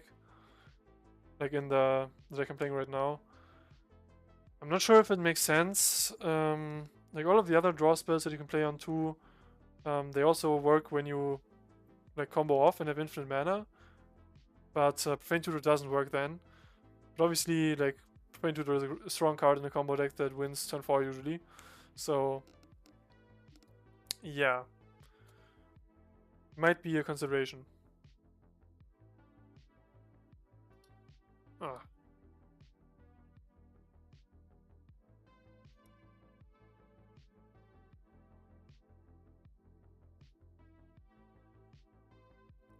Okay, they discarded the Glassbone Mimic. If they drew in through the Desecrax and the Glassbone Mimic, or like the 2-1 drew in through the other. Yeah, if they just got a Desecrax here. Oh man. How? Okay, they have the combo. Sure. GG's, I guess. Oh no, it's actually... It's not lethal, right?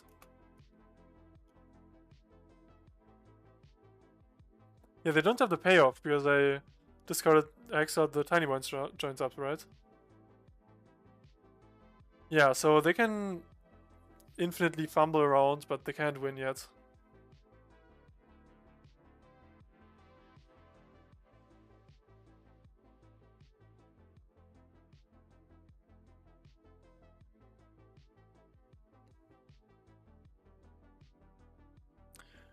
Okay, Shape Anew is nice for next turn.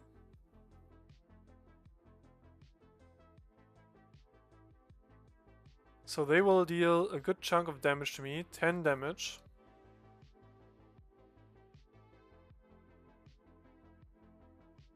Yeah, I mean I can either go Heartless Act, that will reduce it to 6 damage. Probably makes sense. I could also go Obsessive Pursuit next turn, Shape Anew.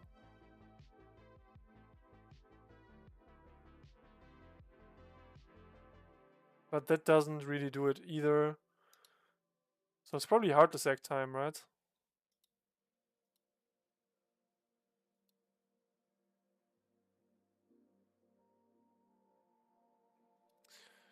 Yeah.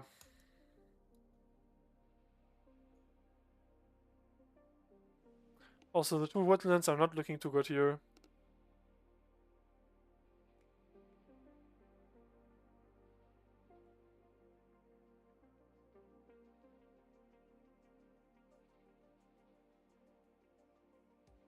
So at this point I kind of just need to stall.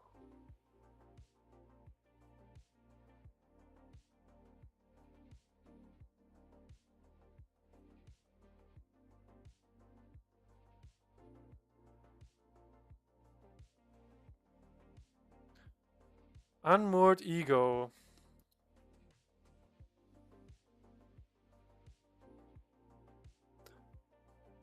Yeah, I mean, it's not like I can do anything about that. I'm gonna Heartless Act in response, but it doesn't really matter.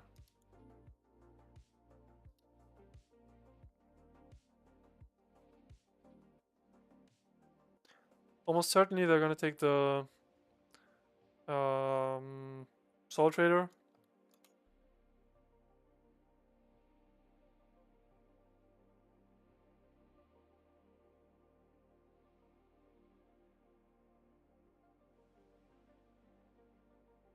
Which is sort of... Okay, they take Summoning Station. Yeah, with the Shape Renew in hand, that's obviously a good choice for them. So I hope they didn't Stream Snipe me, but I don't think so. I can still win with the Gravecrawler loop, so might be fine.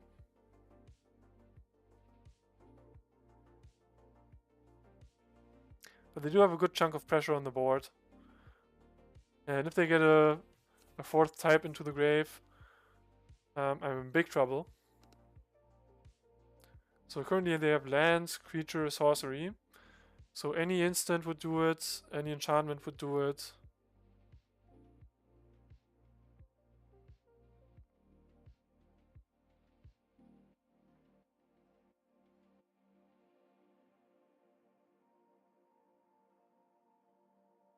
Yeah, and unfortunately I didn't board in the Ritual of Soot.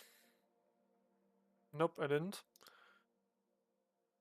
Yeah, so I don't think I have big chances here.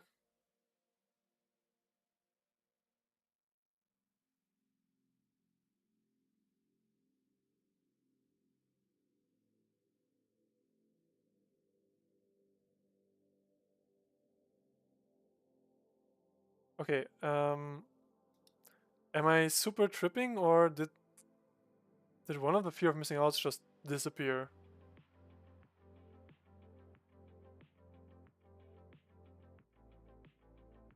I'm super confused.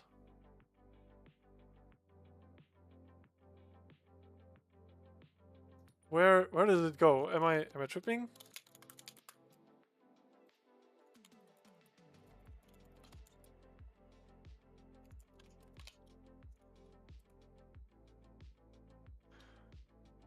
Yeah, I don't have a good Grave Crawler, so I'm probably going to go Pursuit into potentially if I draw it Soultrader next turn, but yeah, probably not gonna have it. Don't have many choices here.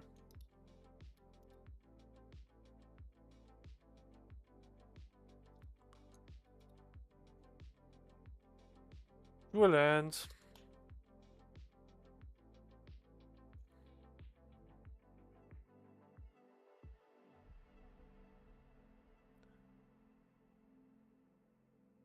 Yeah, I'm gonna have to watch this on video because like the second FOMO, like it kind of just disappeared, right? And I don't see why it would. Oh, okay, right. Yeah, okay, so my opponent said in chat, it was brought back by Carnage, so it got sacrificed when it dealt combat damage to you. And that does make a lot of sense. Yeah, this line is usually irrelevant. When this creature deals combat damage to a player, sacrifice it. But that's where it went, yeah. But I was also like, where did it go? They still only have 3 types in the yard. So they can't use the FOMO and tap effect.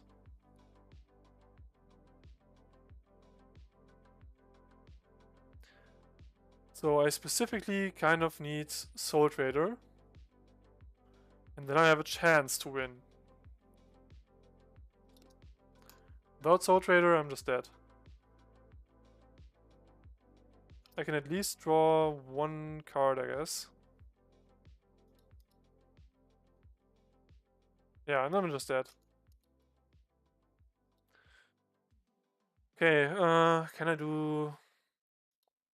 Yeah, no, there's nothing I can do here. I'm dead on board. Gravecrawler doesn't block. So that was an 0-2 yard, 0-2 lose. Yeah, I mean, terrible starting hands. This was not a good showing for the deck.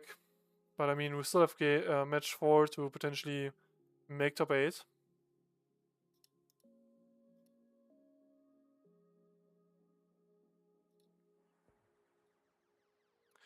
Okay, bunch of matches still ongoing.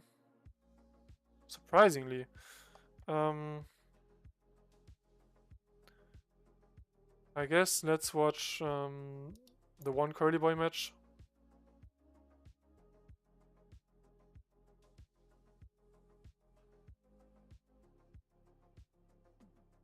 Oh, okay. The moment we join, they win. Also, is this a Doran deck? Crazy. But sure.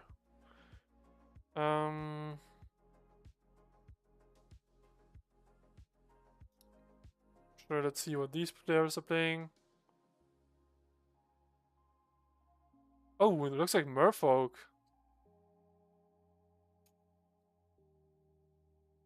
Merfolk versus Breed? No, versus Meek Attack. Okay, this is a fun matchup.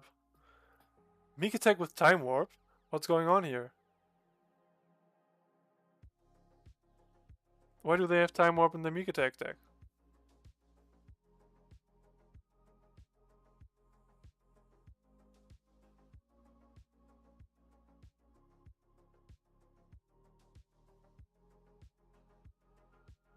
Oh yeah, right, because, okay. Yeah, I did look at this deck list before. I think they're trying to combo off with, like, Narset, Karmic Guide, and something. But yeah, it's a Meek Attack deck, so they're in a good spot here, I guess, because they have the Meek Attack on board.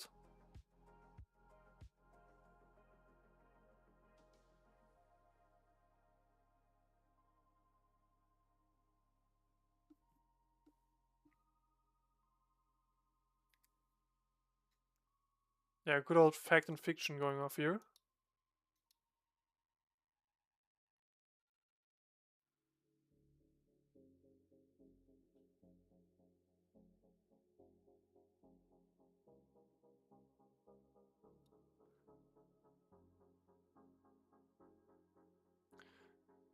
So they got the Narset, and they're casting a Frantic Surge of it for free.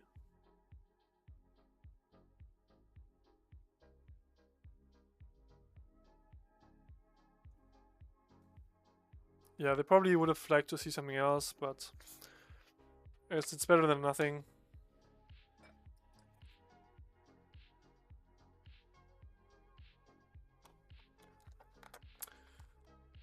But yeah, Merfolk is interesting. We did get the Moth Dust Changeling back. And what is this one in the middle? Kopala Warden of Waves. Okay, that seems a bit bad, to be honest. But it's a Merfolk.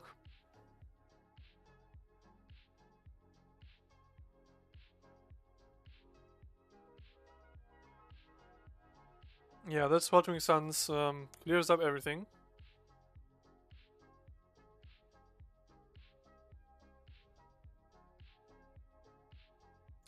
So I don't think the Merfolk player has a good chances here, but I mean also Meek Attack player is at 6 life, so they might be able to bring them down. Like they might still be able to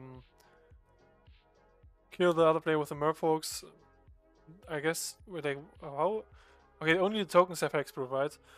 So if they attack, they make a bunch of tokens.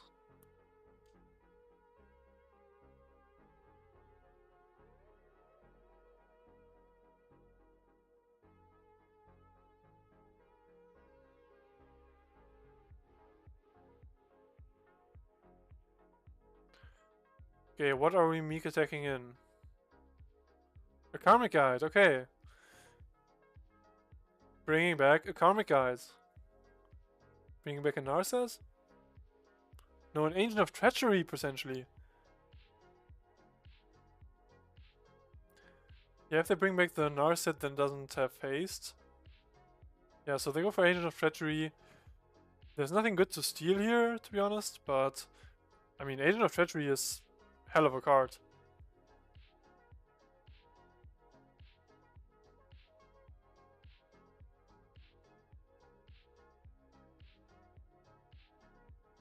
Okay, and Merfolk player concedes, and they go into game 3.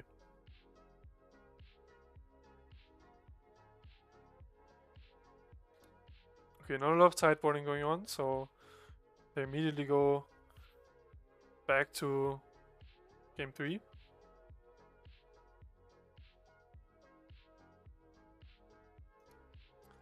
Okay, while nothing is happening, I'm gonna try to put the standings on screen real quick. Whoop. So this were the standings after the last round. So we're 18 players, which is really cool. I used to be at 6 points, but obviously I lost, so I should be down to like rank 10 or something. So I do probably have to win to make it to to the top 8. But there's a chance that I still make it if I lose. Because some 2-on-2ers are gonna make it into top 8 probably.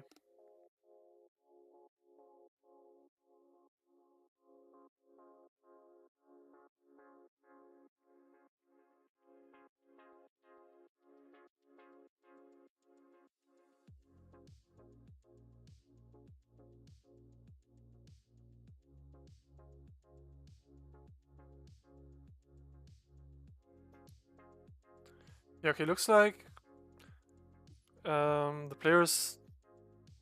Okay, there's some discussion going on in the chat, but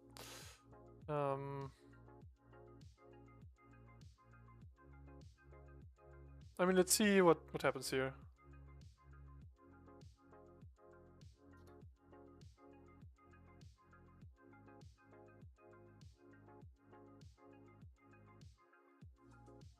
Yeah, also, yeah, conveniently I placed my chat over the MTGO chat, so very nice measure of obscuring people's privacy or stuff. I guess the matches are kind of public, so.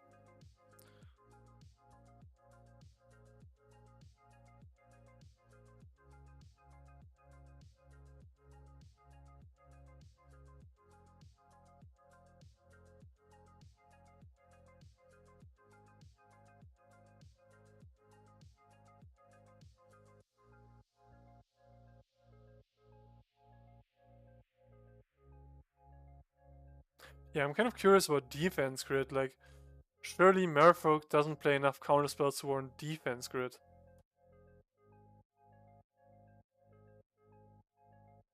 To be honest, I like playing Dreadful Merfolks is kind of a tap out deck if I can identify it as that. So kind of curious why they brought in the defense grids.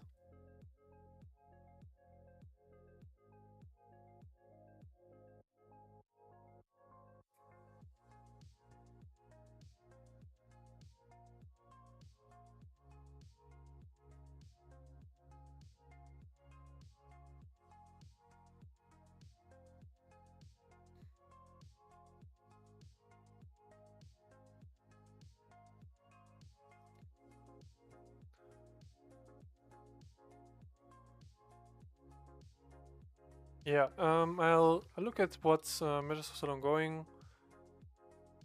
Looks like 3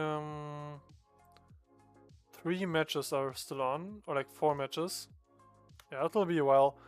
What is full throttle? This player is playing the craziest stuff. I kind of like it. I guess it makes sense with another set, right? Because you get 2 more triggers.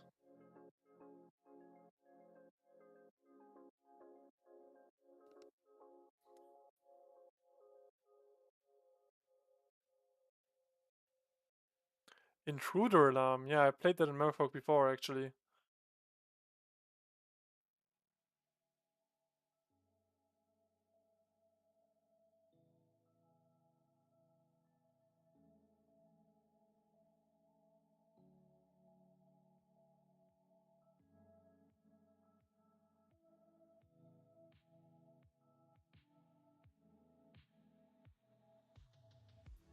Okay, what is this card? Efreet Flame Painter. I've never like I've looked at this before in Scryfall, but when it deals combat damage, you can cast an instant sorcery from the grave for free. Okay. Oh, that's super fire with full throttle. Yeah, okay, this Leon 16 guy, who's also on 16 life, they really cooked with this one.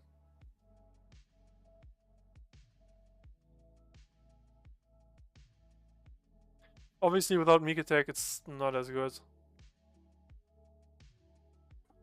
And also, you do kind of need to give it unblockable somehow.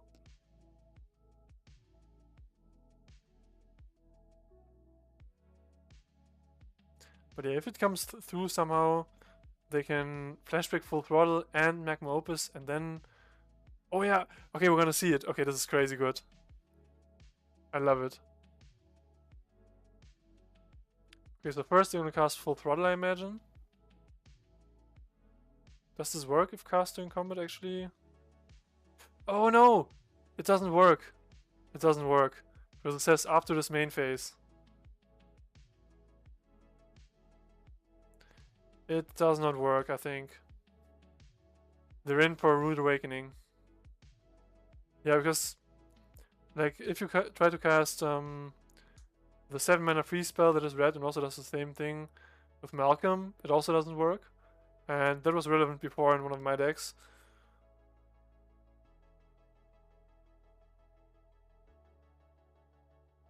Yeah, they don't get the extra combat steps. Very unfortunate.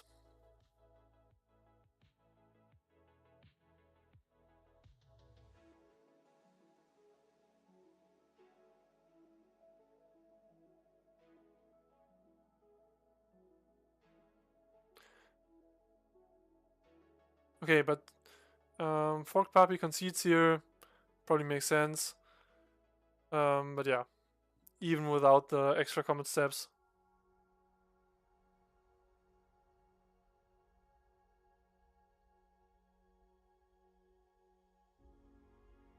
Alright,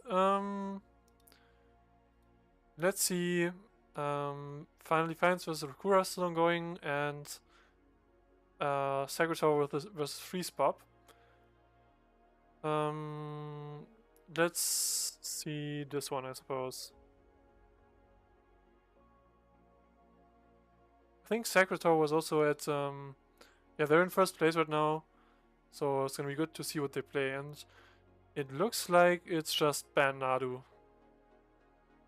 with Sour of Temptation, but it's Ban Nadu.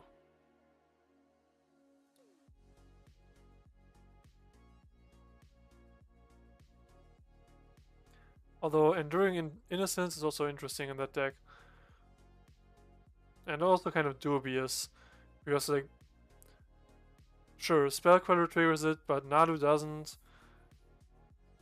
And also, Nadu's just a better card engine in that deck, I guess.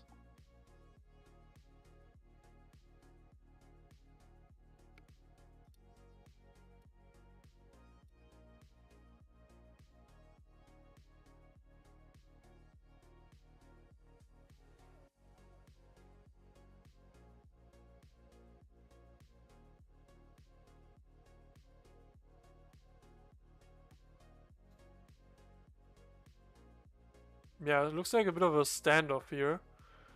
Not a lot happening, kind of. Both people do have flying creatures, so I suppose nothing can get through, and they also have an Aether Zone Canonist, which like limits the number of spells they are able to cast each turn.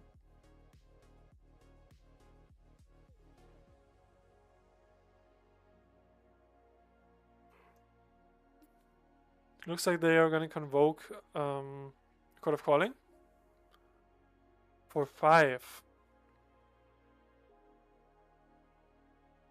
Oh, an Elish Norn. It doubles CTB triggers and prevents those from the opponent. Yeah, that's pretty good against the Azorius deck.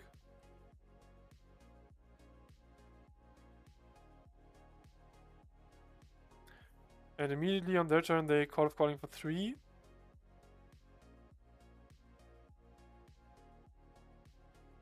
Getting a Deputy of Detention. Okay, so they exile the flyers, I guess.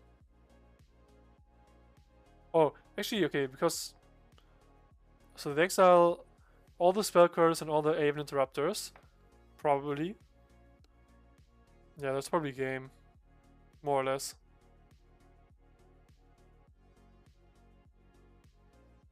Oh no, okay, they have to get the Pippin first, I suppose.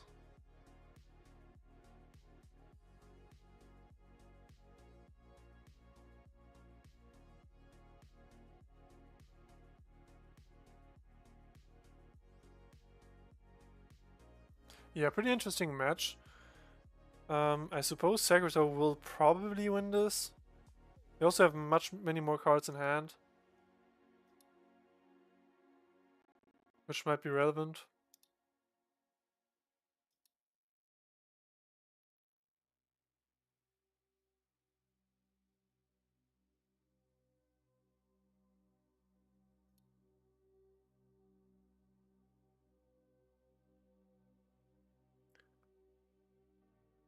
Yeah, also, they do have the Enduring Innocence, and I do think the triggers get doubled by. They should be doubled by Elish Norn, so Secretary definitely has a card advantage here. They can only cast one spell each turn, of course, but they should probably be able to win this.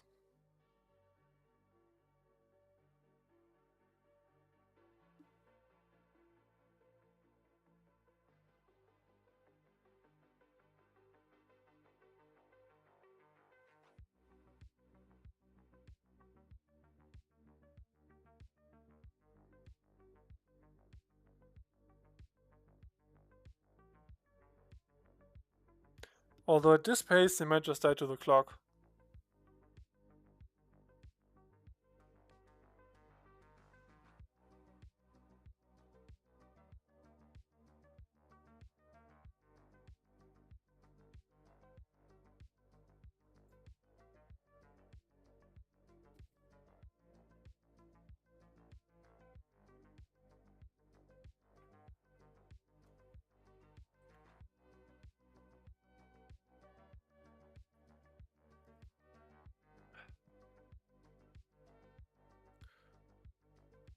Yeah, I kind of wonder about the Sower of Temptation. I guess it's sort of a removal spell that you can, or like a removal creature that you can tutor with the Court of Calling. So that's probably its purpose. We see a Condemn on the Elish Norn.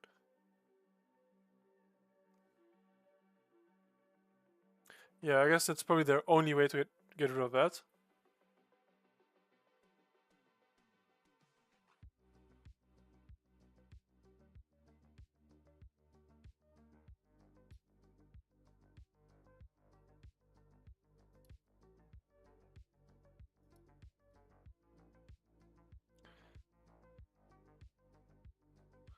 Yeah, I'm gonna take a quick glance at what...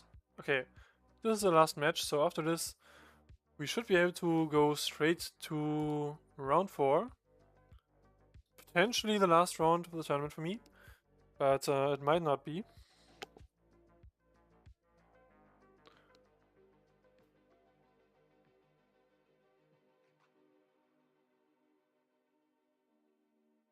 Yeah, Freeze Pop is... Okay, they're not dead on board, but pretty close to it. They'll probably go down to 2 life.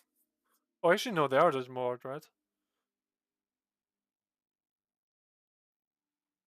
Why don't they attack with the Birds of Paradise? If they had attacked with the Birds of Paradise, it would be lethal. So... I guess they missed it.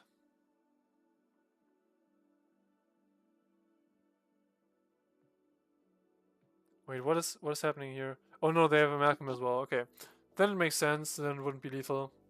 Didn't see the Malcolm.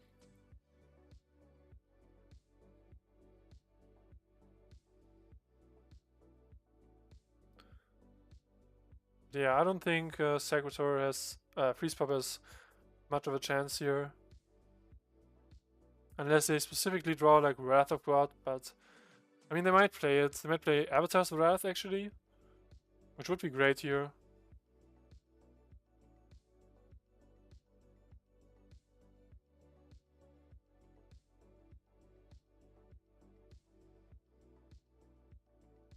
Yeah, this attack kind of makes me think that maybe they actually did draw into Avatar's Wrath.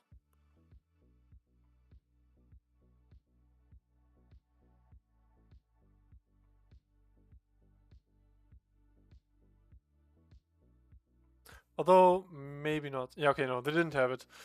So, Secretary wins 2-1. So we can go to round 4 in a second.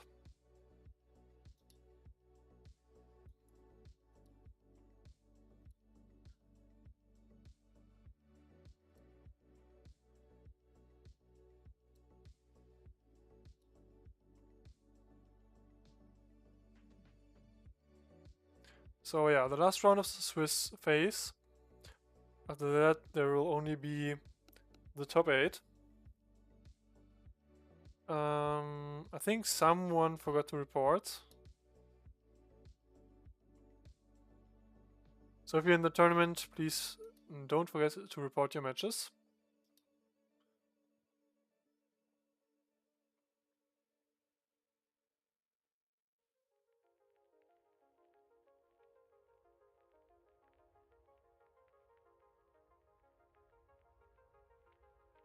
Yeah, so this will be sort of like a win and in.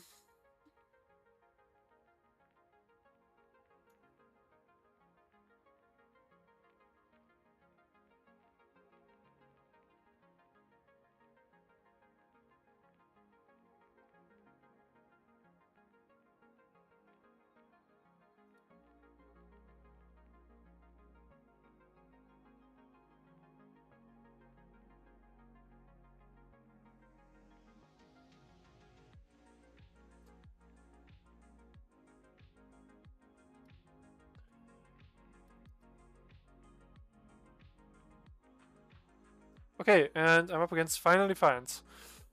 I'm pretty sure they are on Breach combo, so it's gonna be tough.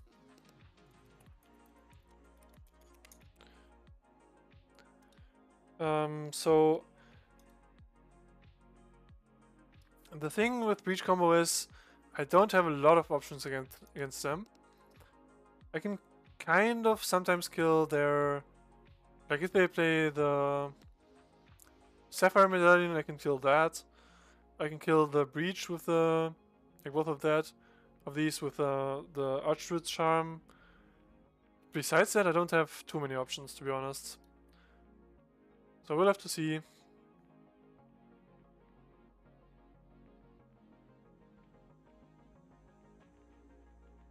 Oh yeah. Yeah. Finally finds if you're still in the stream, you gotta leave now. Obviously. Okay, this starting hands. Okay, I think my YouTube stream went off. Okay, no. Seems to work again. So this hand is dubious. I can go Bleeding Pool into Birth of Paradise, and that's probably good enough. Especially with the Resentful Revelations.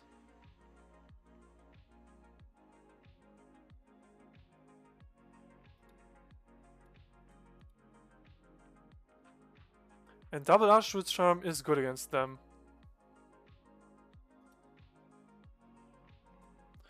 Okay, Nature's Lore, huh.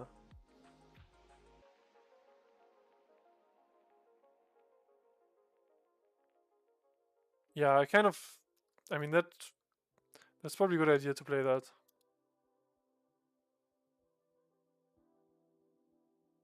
I can get the Triome, play the Gingerbread Cabin tapped, and then next turn I can keep up mana for Archdruid's Charm, I suppose. They should not be able to win turn 3.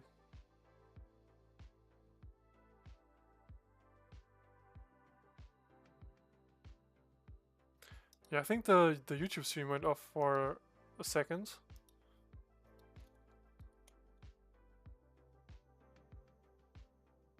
But it seems to be working again, so I suppose it's fine. They discard Dig Through Time and Underworld Breach.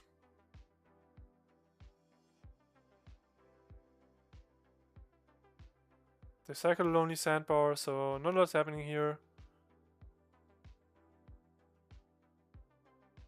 So I probably want to try Resentful Revelation for land.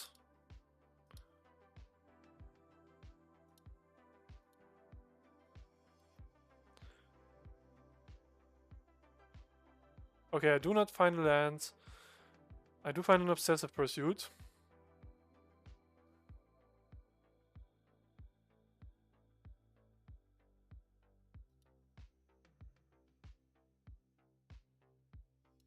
Yeah, sort of unlucky that I didn't get a land. Maybe I should have just kept open the mana for Archwood Charm. Although, yeah, so now they can go cost reducer into... Okay, they brain freeze themselves. So now they can go cost reducer into Frantic Surge, I imagine.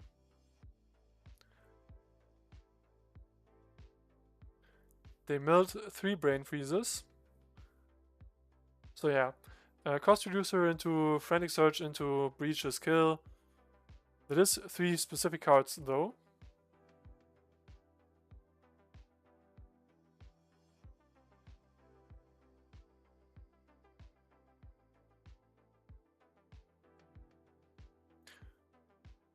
Okay, dig through time probably means they don't have the kill this turn.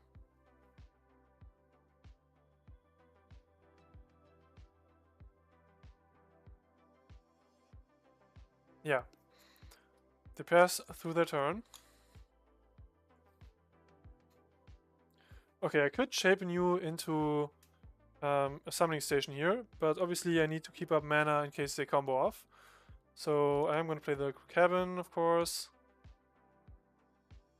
Okay, I could have played the Wormlet first. Okay.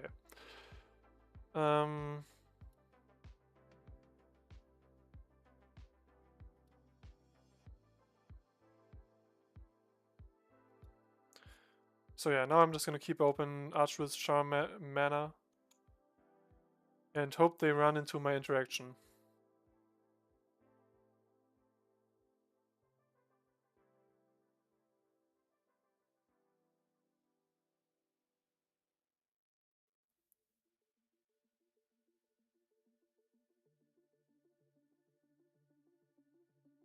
And if they don't, I can grab the Soultrader and win.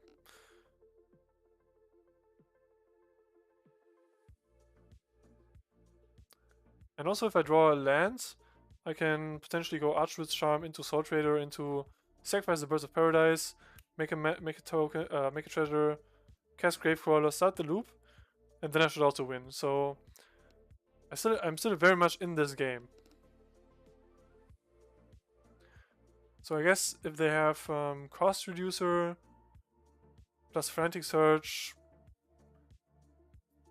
but also yeah, I mean I can just like I can't kill Baral, so if they go Baral, I have to kill the breach, and that probably means that if they go breach, I'd have to hope that they can win instant speed, which they probably can. But not without a breach, so and cost reducer, so I'm free to Archwood's Charm here.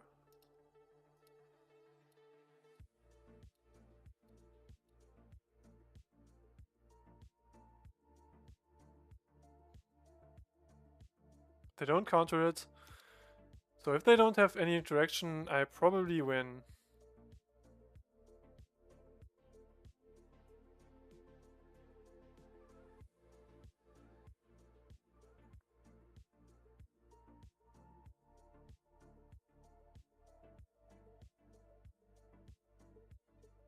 And at least in the last version they played, I don't think I saw any like mana leaks or whatever. Okay, they can, yeah, okay, that works. They can turn about me and tap all my lands.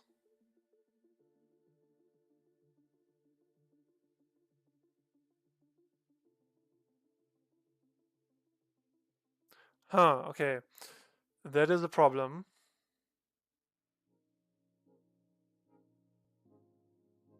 Do I have any way to not die on their turn?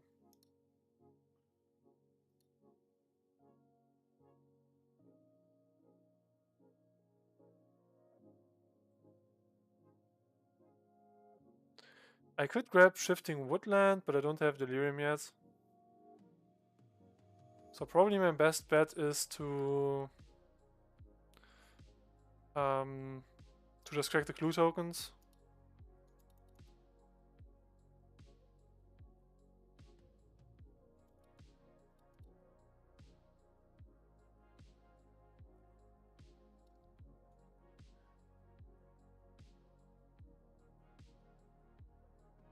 Yeah, and then they can trap my creatures, sure.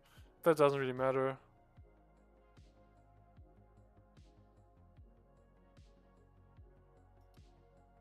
Yeah, so they have yeah, okay, I didn't expect the turnabout on my stuff. So yeah, they have full control over what they want to do here. If they have the breach, yeah, they just win.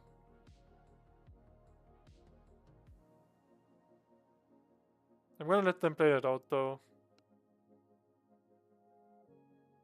Yeah, they can do the turnabout loop now, and they have brain freezes and mass in the graveyard, so they should be able to win.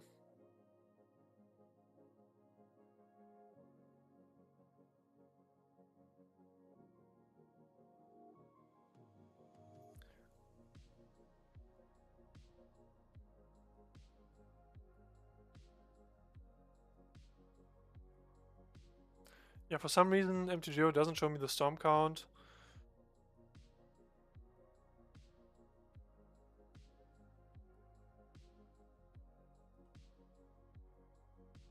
But it is probably enough. Yeah, okay. I'm definitely dead here, so I can just concede. I do think my game gets better post-board because I have some interaction. So like Assassin's Trophy comes in. Scavenging Ooze is probably not good enough.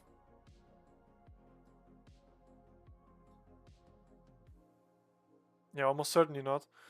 Return to Nature is good. Agonizing Remorse is super important. And honestly, I think I can probably just take out the Shape Anew package. Like, it's too slow.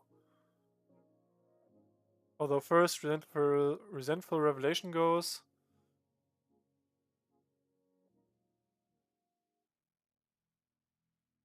And then maybe I just got 2 Shape Anews.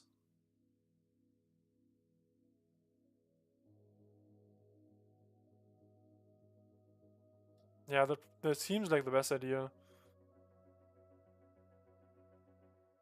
Heart Effect can be good against Baral, but I'm not gonna take it in just for Barals. Because, like Return to Nature and Archfruit's Charm, they also hit both the Breach and the cost reducer, like the medallion thingy, whatever. The Heart Effect just hits Baral. So I think this probably is fine. I could have taken out another summoning station.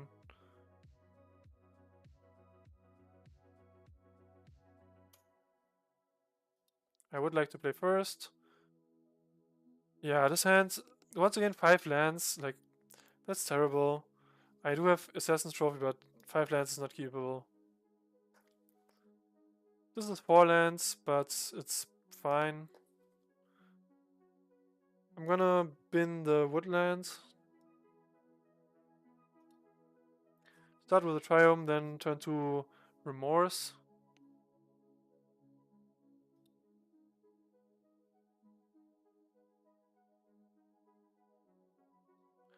Soultrader is a pretty good top deck.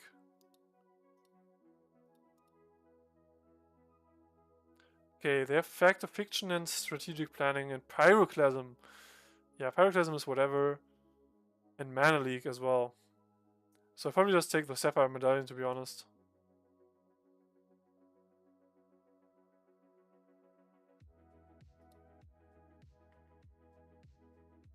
I'm not sure if that's 100% correct.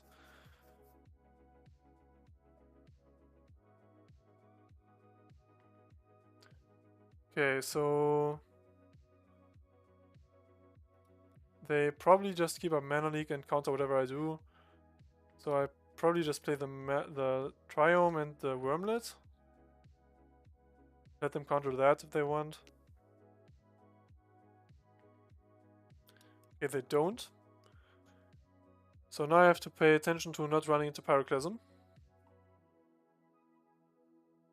They played both islands.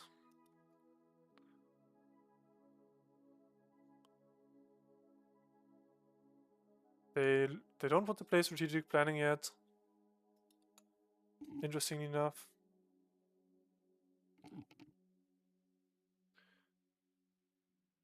Yeah, I'm not gonna play my Soultrader into the Mana Leak, so just gonna Nature's Lore and keep open the Return to Nature, I guess.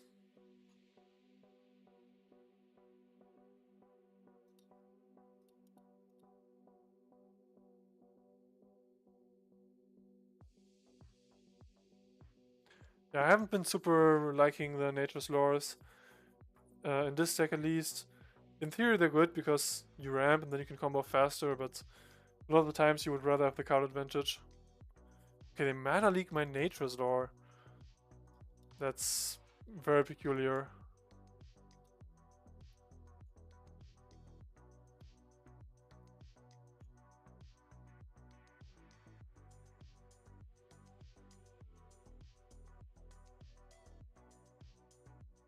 Okay, they Frantic Surge.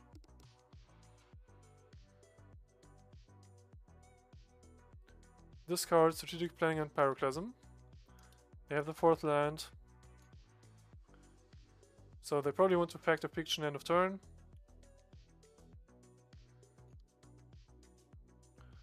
Astral Charm is good.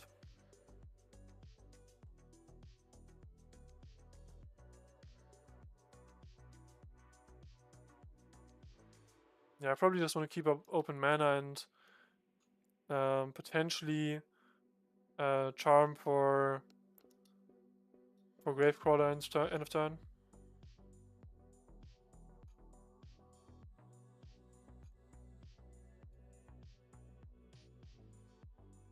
Okay, there's the Fact of Fiction.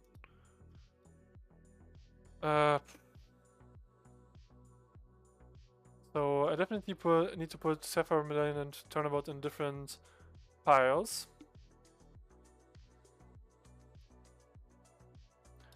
So this seems the most sensible. They're almost gonna certainly take this one then. So maybe I do it like this instead.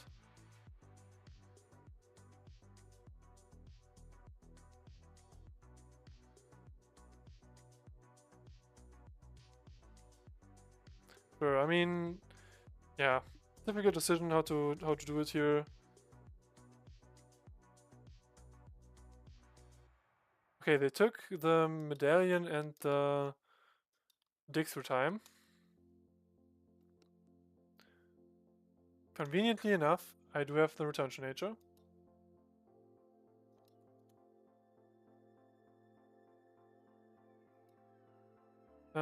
Yeah, so honestly, like they have no way to. Okay, they could go land into another frantic search.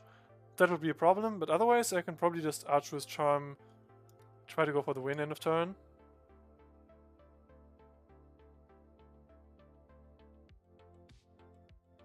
Or like get close to the win at least.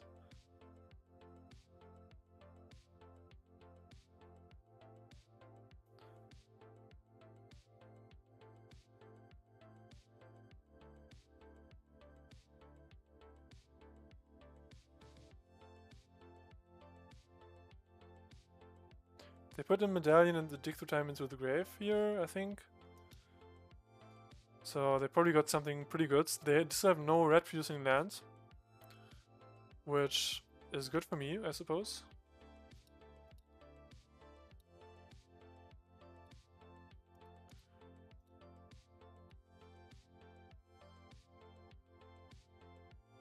Gonna search for a Gravecrawler. Wait, give me something good here, please. That's not good enough.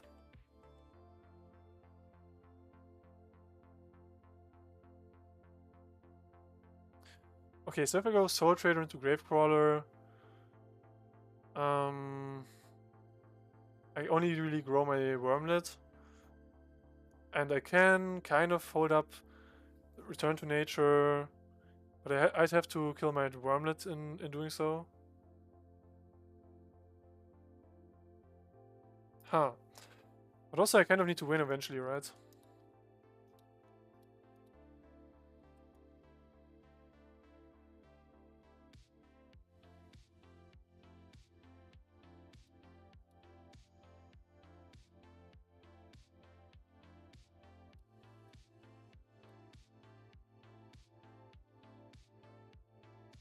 Yeah, so this doesn't do anything yet, but it grows my Wormlet, and yeah.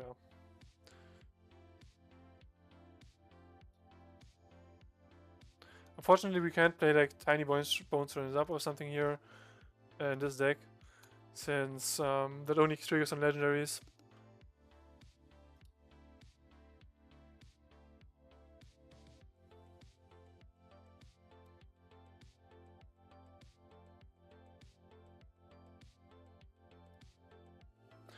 So I think, unless they play exactly Underworld Breach, we probably don't do the Return to Nature thing.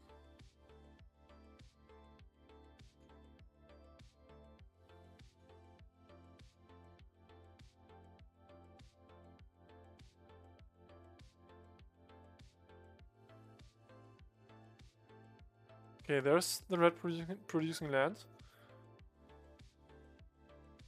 Okay, ill-timed explosion. Yeah, depending on what they discard, I probably have to sack my other guys. But I have the backup Soultrader, so not a huge problem, I guess.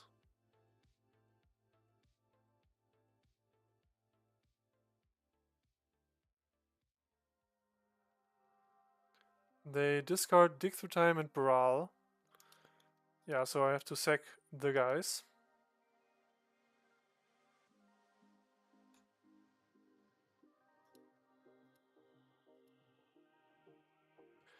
So question is, do I already kill the Sapphire Medallion here? And the answer is probably yes, right?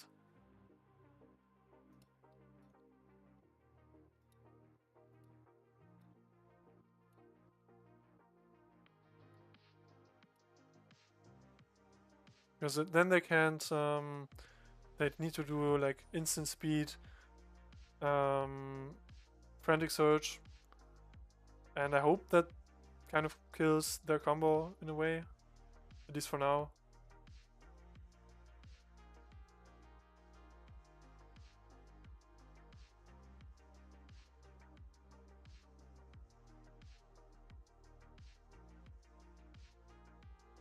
So obviously my best top deck would be Obsessive Pursuit.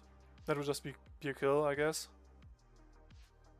Or like close to a kill. It wouldn't actually be a kill. Yeah, I lost the Wormlet. Okay, they let it resolve.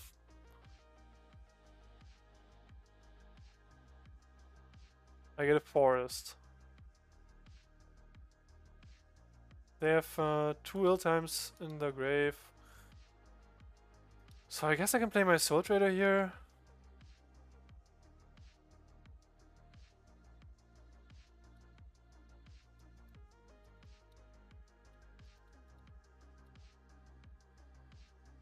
Yeah, I also need to win at some point, right?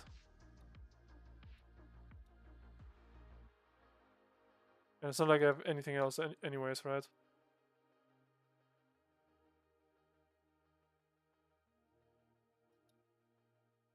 Yeah, there's a breach. I think they probably just win here.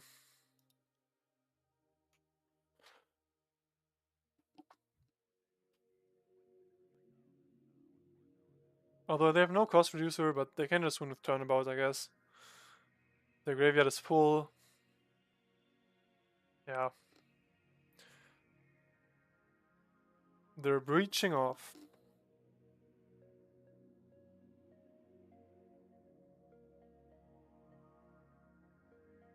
Although they didn't find a single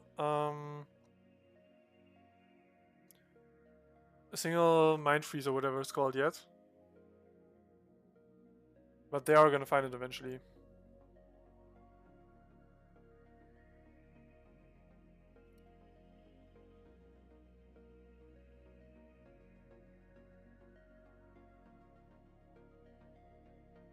Brain freeze, right.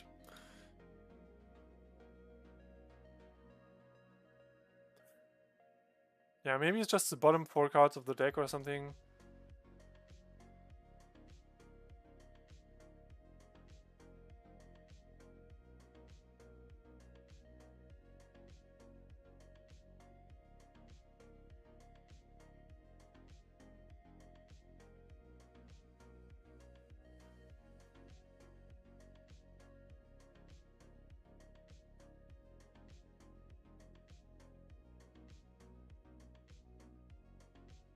But yeah, I think like Breach might be one of the strongest decks of the season.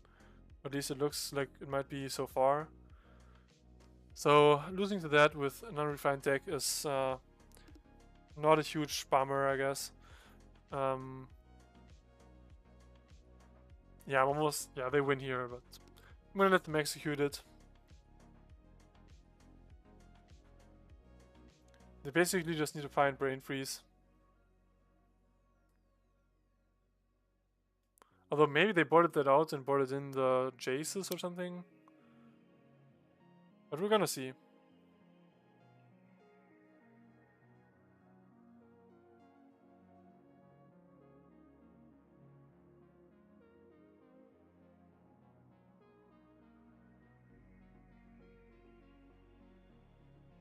Fact or fiction? Yeah, it doesn't really matter.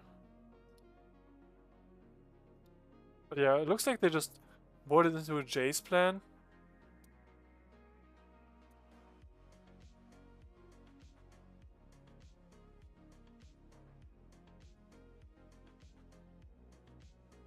Which, I mean, that also works, right?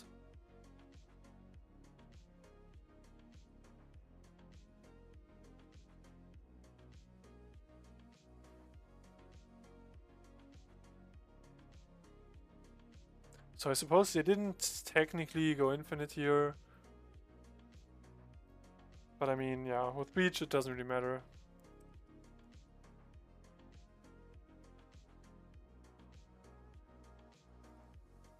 Okay, and I lost. Sure. So I'm probably out. There's some small chance I make top 8. But I think my chances of that are a bit, like, they're not very high. But I'm gonna wait it out for now. I can report the O2 though.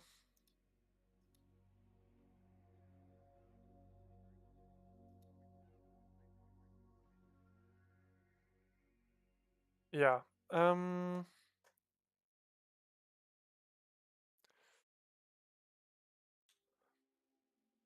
Huh. So yeah, I guess we'll just look at other people's matches, and if I don't miraculously make top 8, then I'm gonna end the stream. There's only 4 matches still ongoing, so shouldn't be. Oh no, this is a league. Don't want to watch that. Yeah, let's watch Alesko versus Rakura.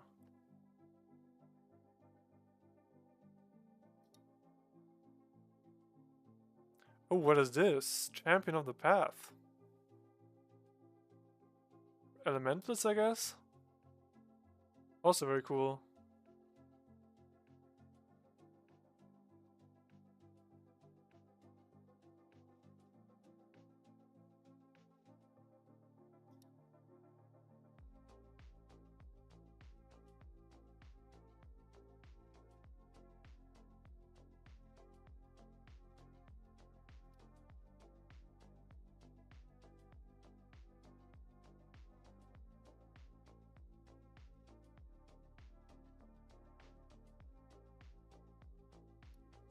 Yeah, kind of a bummer that I went 2-2 in the end. Lost against Carnage combo and Breach combo. But yeah, my combo just probably isn't refined enough or like good enough in comparison to theirs.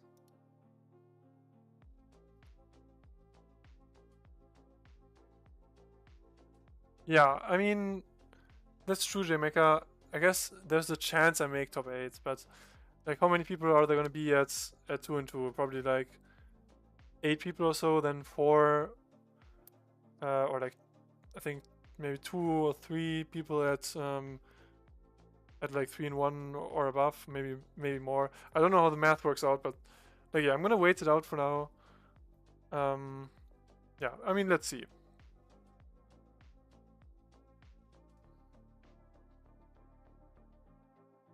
And I would kind of like to play more with the stack because it is kind of cool, if I may say so myself.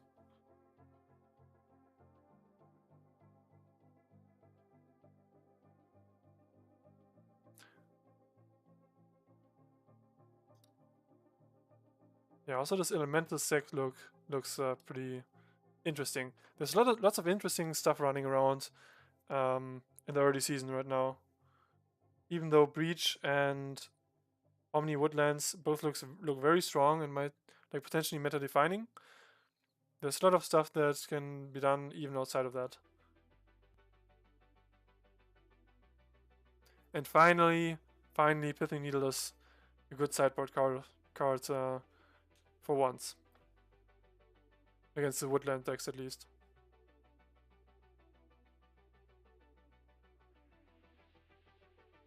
So how many matches do we still have? We have 3.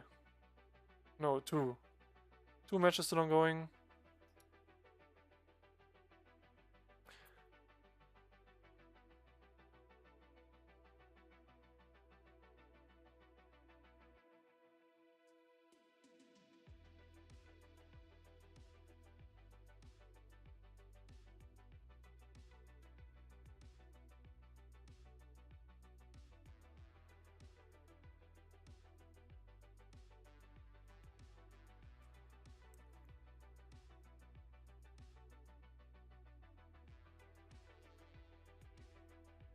Actually, does PD bot work? No, it doesn't.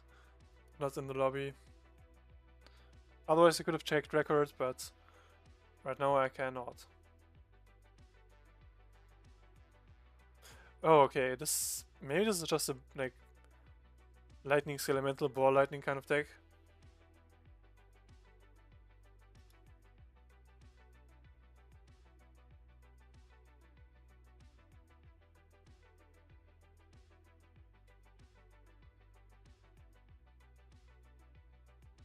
Okay, Rakura wins. Yeah, that's okay. Blue-white wins. So I think there's only one match still ongoing.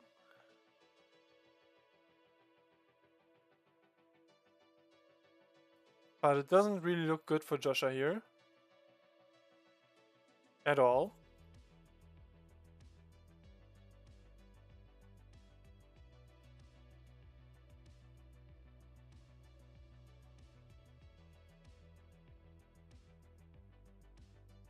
Okay, yep, and this game is over as well.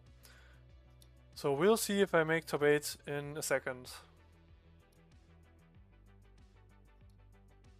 I guess I can put the standings on the screen.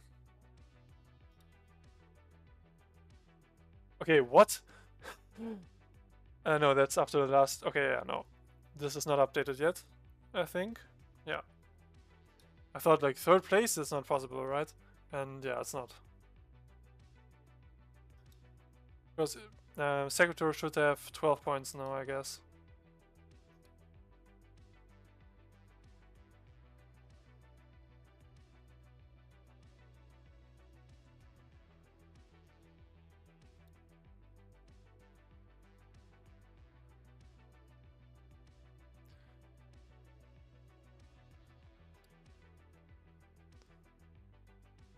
So, I mean, I had the best tiebreakers going into round 3, at least, round 4. Out of the 6 points players. So, I mean, the chances that I make it are solid.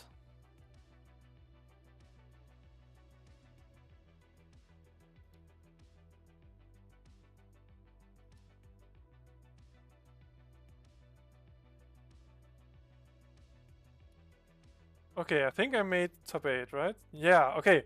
I'm 6th place, so I'm in the top 8. Very nice.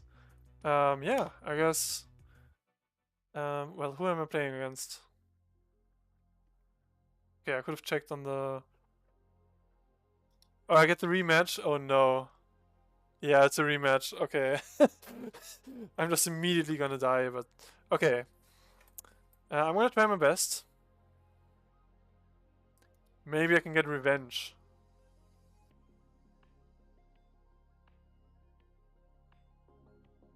And then in the end I get to go 2 and 3 and still get my top 8 ticks. Well, better than nothing.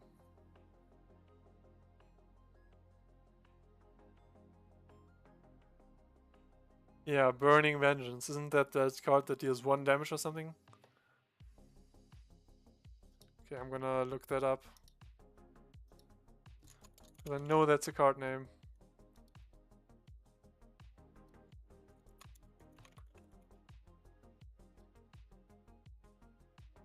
Whenever you cast a spell from your graveyard, it deals 2 damage to any target. Okay. And apparently that's an archetype in PD as well. Oh yeah, right. It's the name of the of the achievement. Yeah, I think I saw that before as well. I have it achieved a bunch of times, but not this season, I think.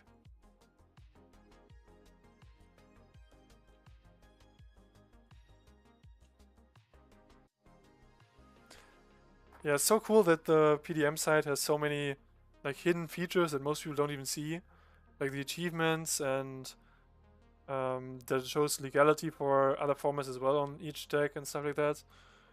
So yeah, you guys really did a good one on this one on the website.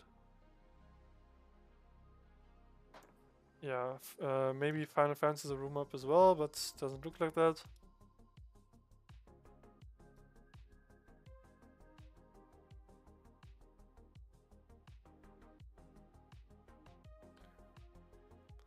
But yeah, I mean, I don't think I'm well equipped against Breach, so it might be a short game. What? You have 41 Burning Vengeance?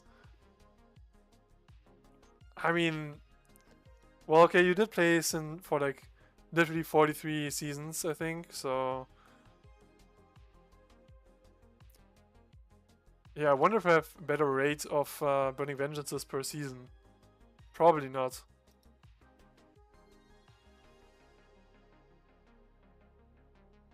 I'm gonna look it up.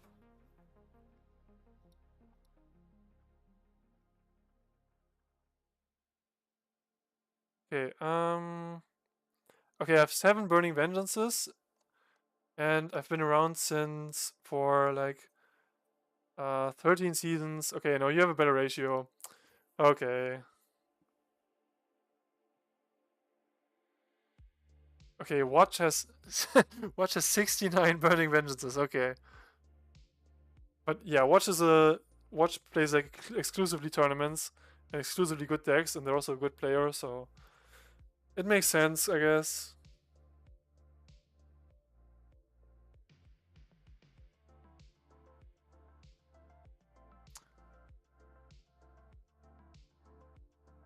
Yeah, yeah. You do have to make top 8s to get Vengeance. And lately I have not made a lot of top 8s. Usually I haven't even made it to round 3. Because I just play against Red Dragoons twice and lose, but yeah, that's how it is. I'm gonna ping Finally Find some Discord here. Maybe they went on offline or something.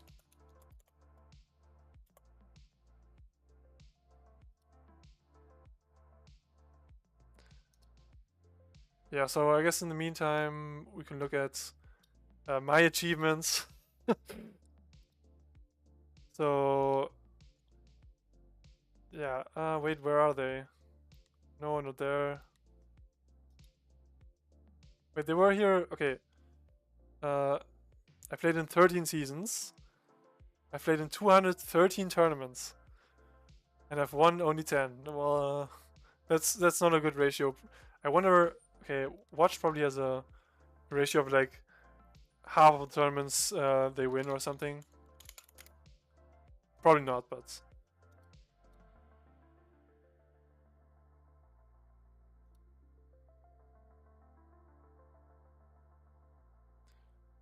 161 victories and 733 tournaments entered. Okay, that's okay, I did it the wrong way around. So it should be they win 1/5 or so.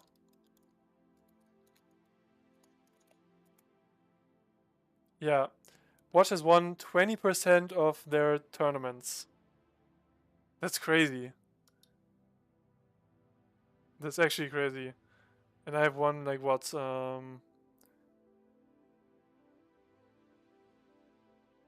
Yeah. I've won like 5% of my tournaments, right? No, actually 0.5%. I can't do math anymore. So embarrassing. Yeah, okay, 5%. Yeah, so that tells a story in and of itself. Okay, we found the match. Rematch against Breach Storm in the top 8. Starting hand with one land is not keepable.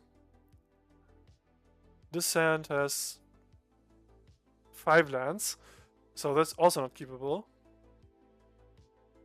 And then we're back to 2 lands and they're both terrible. Yeah, I guess we're going to 4.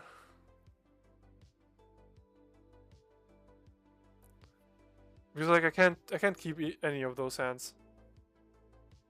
Especially not against Breach Storm.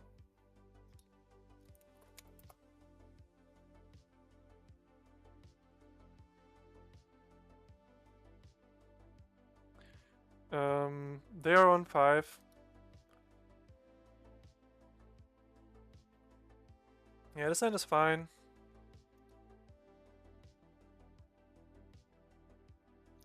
I guess, yeah, I mean, either way, I just gotta hope that I draw the right cards. So I guess I'm going to try to combo off as soon as possible.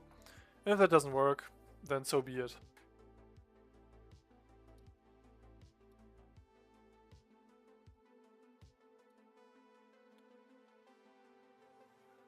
Yeah, I mean, 10% win rate is still, like, good.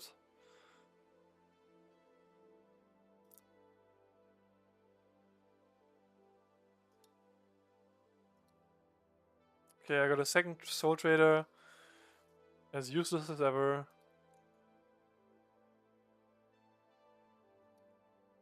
Because 10% win rate means, like, if we assume the average tournament has like 8 players, that you were above average. I think that means it's about that. And 5% means I'm below average, so. Okay, I can kill the medallion here.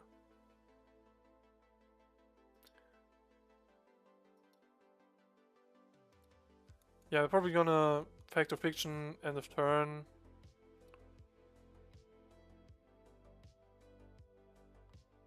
So that's probably gonna be the moment where I play the Altruist Charm.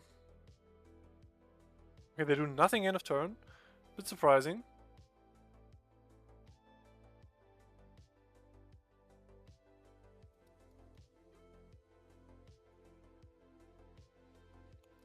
Okay, they pass through their turn. I could fetch something here. Yeah, I probably have to fetch the Triumph, right? Because I don't have a black source yet.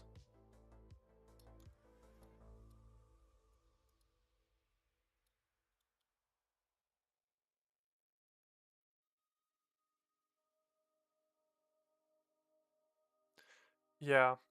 I could also get a Gravecrawler, theoretically, and hope for a black source, but this makes more sense. Either way, it's not looking super good.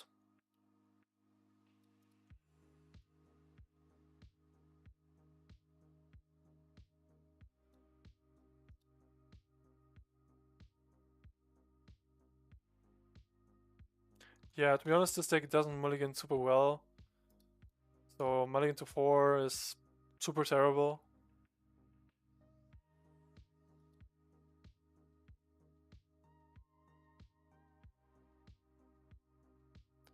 Yeah, ill-timed is also a nail in the coffin here.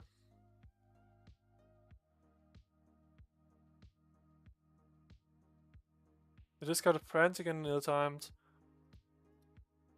I guess I can make some treasures.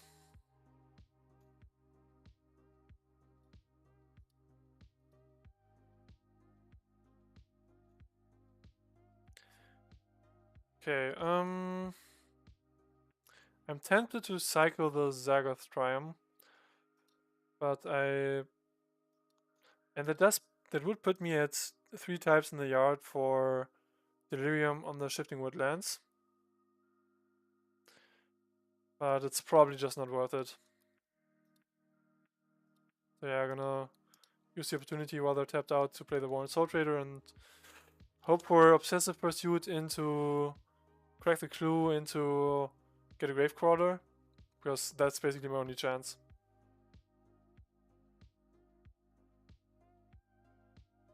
Okay, another ill-timed explosion. They discard some more stuff.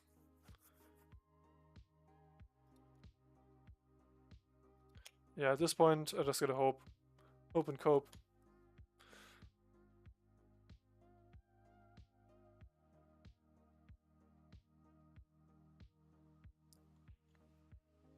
Okay, Shape Anew is a good-ish top deck.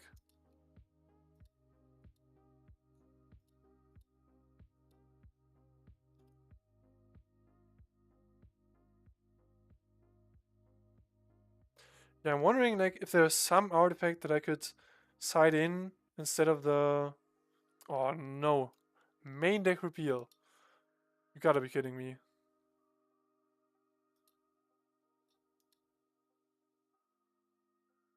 If there's some artifact that I could side in instead of the summoning station that wins me the game or like helps me win the game against Breach Storm.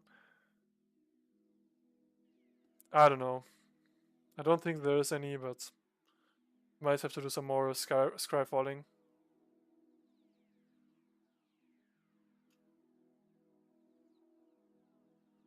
I guess Aethos one Canonist, but that's way too easy to remove.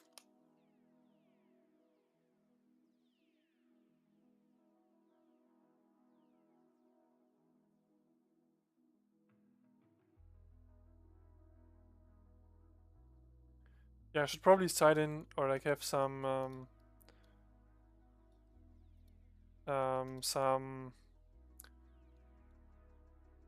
what are they even called? Some disdainful strokes on the sideboard that would probably help sometimes against turnabout and ill-timed. But that's also not the greatest plan. I do have 4 types in the yard now.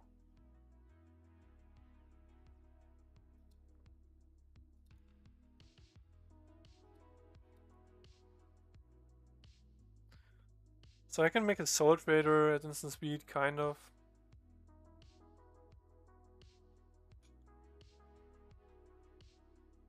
But yeah, I mean, even with 3 cards in hand, they're probably just gonna find a breach eventually and then they win. Although it looks like they haven't found it yet. And this is a good top deck.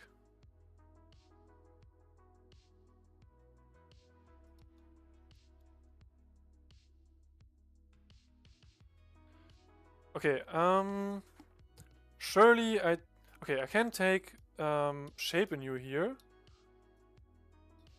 So I have 7 mana. I mean, it makes more sense to go Pursuit and try to find something, because it looks like they don't have anything right now.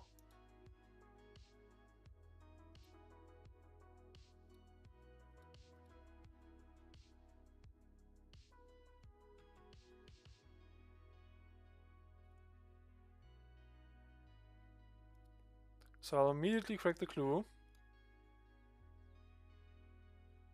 Summoning station is not what I wanted to see. Okay, yeah, sure.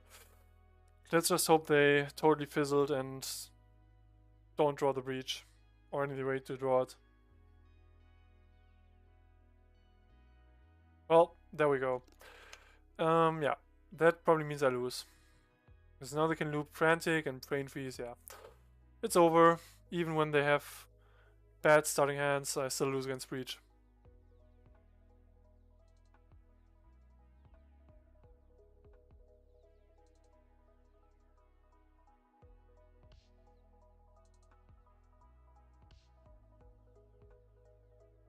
Yeah, the main deck repeal was crazy. They did it just the right time as well.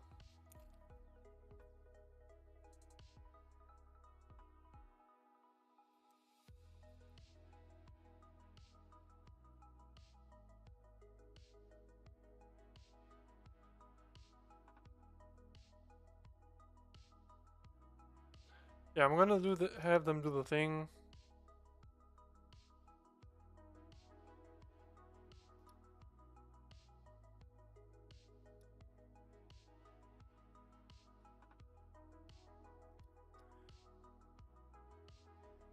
But yeah, this is a mostly deterministic win because of Brain Freeze. So yeah, they can just cast. Okay, they try to win with Jace here, which is fine. You could have also just Brain Freeze me 4 times, and then that would have also killed me.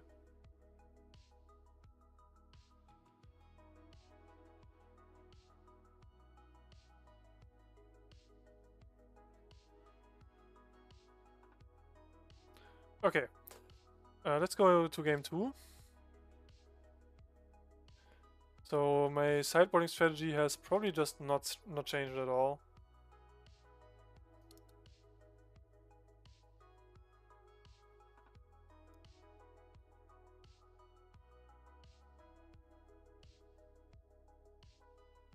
So I'm gonna board up the Nature's Lores, the Revelations as well. Yeah. Honestly, maybe just the whole Shape New package has to go, and I have to just hope that I can do it with the Obsessive Pursuit stuff, the Gravecrawler stuff. And then I have room for the Scavenging Oozes, which are kind of fine. Although actually they're pretty bad. Yeah, no, Scavenging Ooze is not it. I guess this allows me to play the Revelations after all.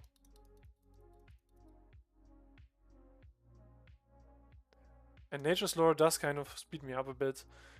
And then maybe, yeah, no, Shape Renew doesn't make a lot of sense here.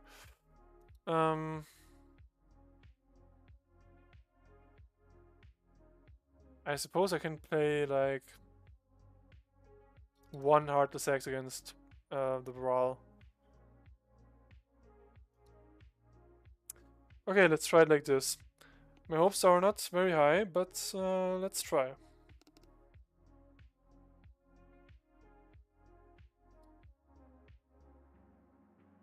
I go first with a 1-lander, but has Birds of Paradise and Nature's Lore. And Soultrader. Oh, this hand basically does everything but lands.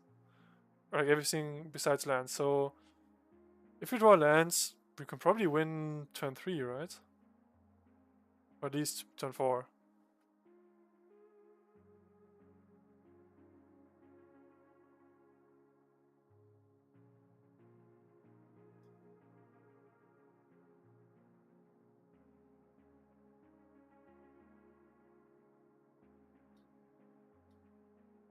So I go turn 1 Breeding Pool, Birds of Paradise. Then turn 2 kind of depends on if I draw land, but I go Nature's Lore into either... Yeah, probably Nature's Lore into the Shock land. Okay, I could also Revelation here. Trying to find a land. Yeah, I mean, it makes more sense to play the card draw spell rather than the ramp spell here. And if I don't draw a land, then I can just say that I'm unlucky again. We don't have spell pierce, so I don't have to fear that.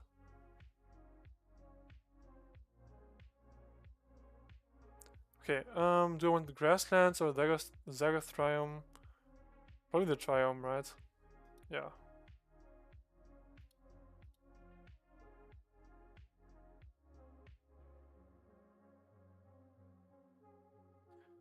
And then next turn I can go Pursuit, or like Nature's Law into Pursuit, and the turn after that Warren Soultrader and combo off. Although, okay, I can... Okay, if I shock this in, I have 4 mana. I can go Soultrader. Actually, I can win here if they don't have Mana Leak. Because I use 3 mana, I have 1 open. I use the 1 to cast Gravecrawler. Then I loop Gravecrawler. Eventually I sack both creatures to Soultrader, play Assassin's Pursuit. Okay, no, I have nothing that can attack. Never mind.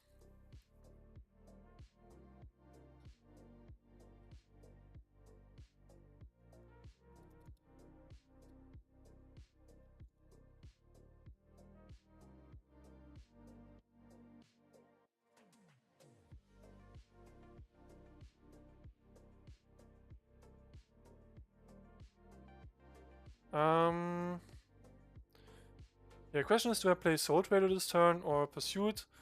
I think the answer is probably Pursuit. And then I can attack next turn with the birds, I suppose.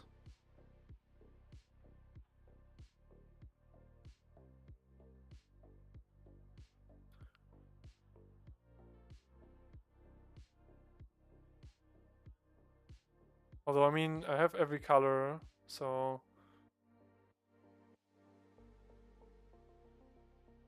Doesn't really make a difference.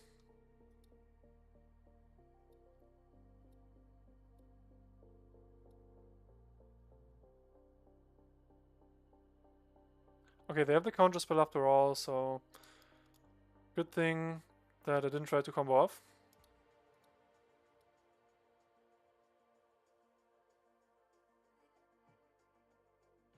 So now I do need another payoff. They have double cost reducer. Yeah. This Agonizing Remorse should be pretty good. Okay, they only have a turnabout in hand and then 3 lands. So I still have a chance. Can also just kill the Baral straight away.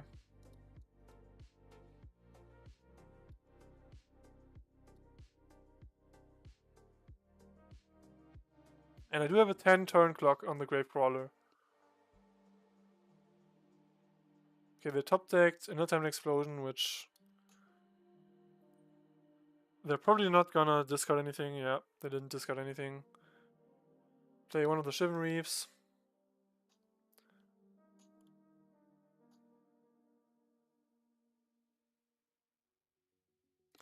Okay, so I have 6 mana, not enough to flashback the Revelation.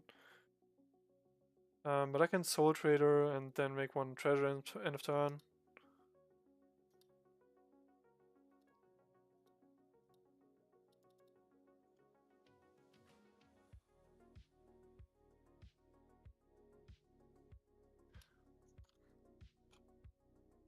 But yeah, not looking super good, but also not super bad.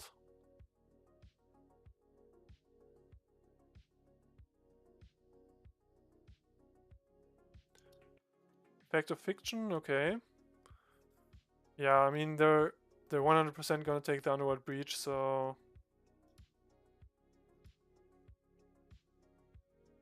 I guess I can give them 1 more land. It doesn't really matter, but yeah, I'm pretty sure they take the Breach. Yep.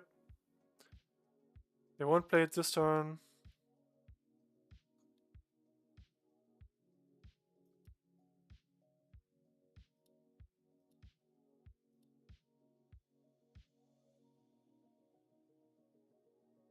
So if I get the Blood Artist, that would have been lethal.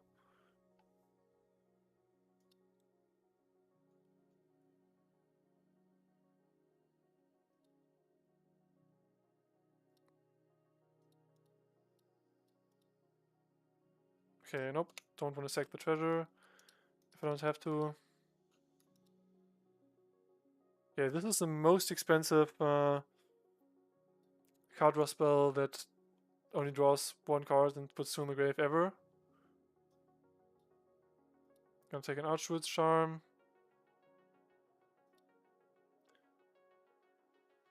Gonna flashback a Crawler. Doesn't really matter.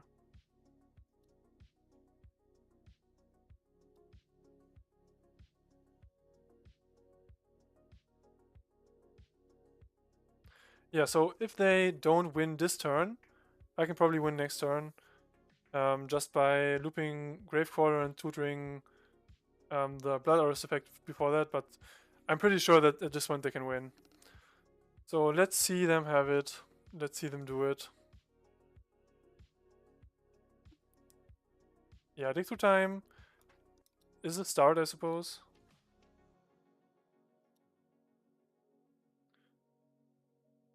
So now they just need to find a turnabout and then they're pretty much good to go.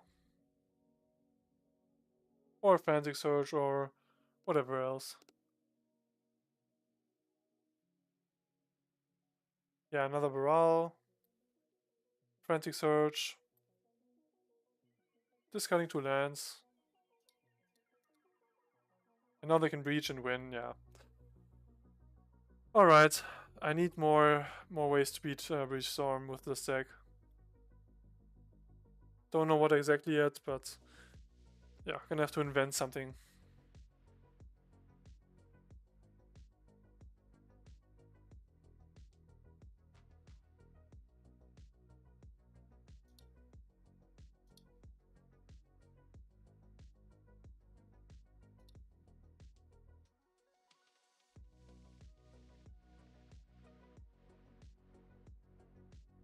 Okay, so they have a Jace and strategic planning in hand. But it doesn't matter, like they can just flashback Frantic Surge over and over again. Alright.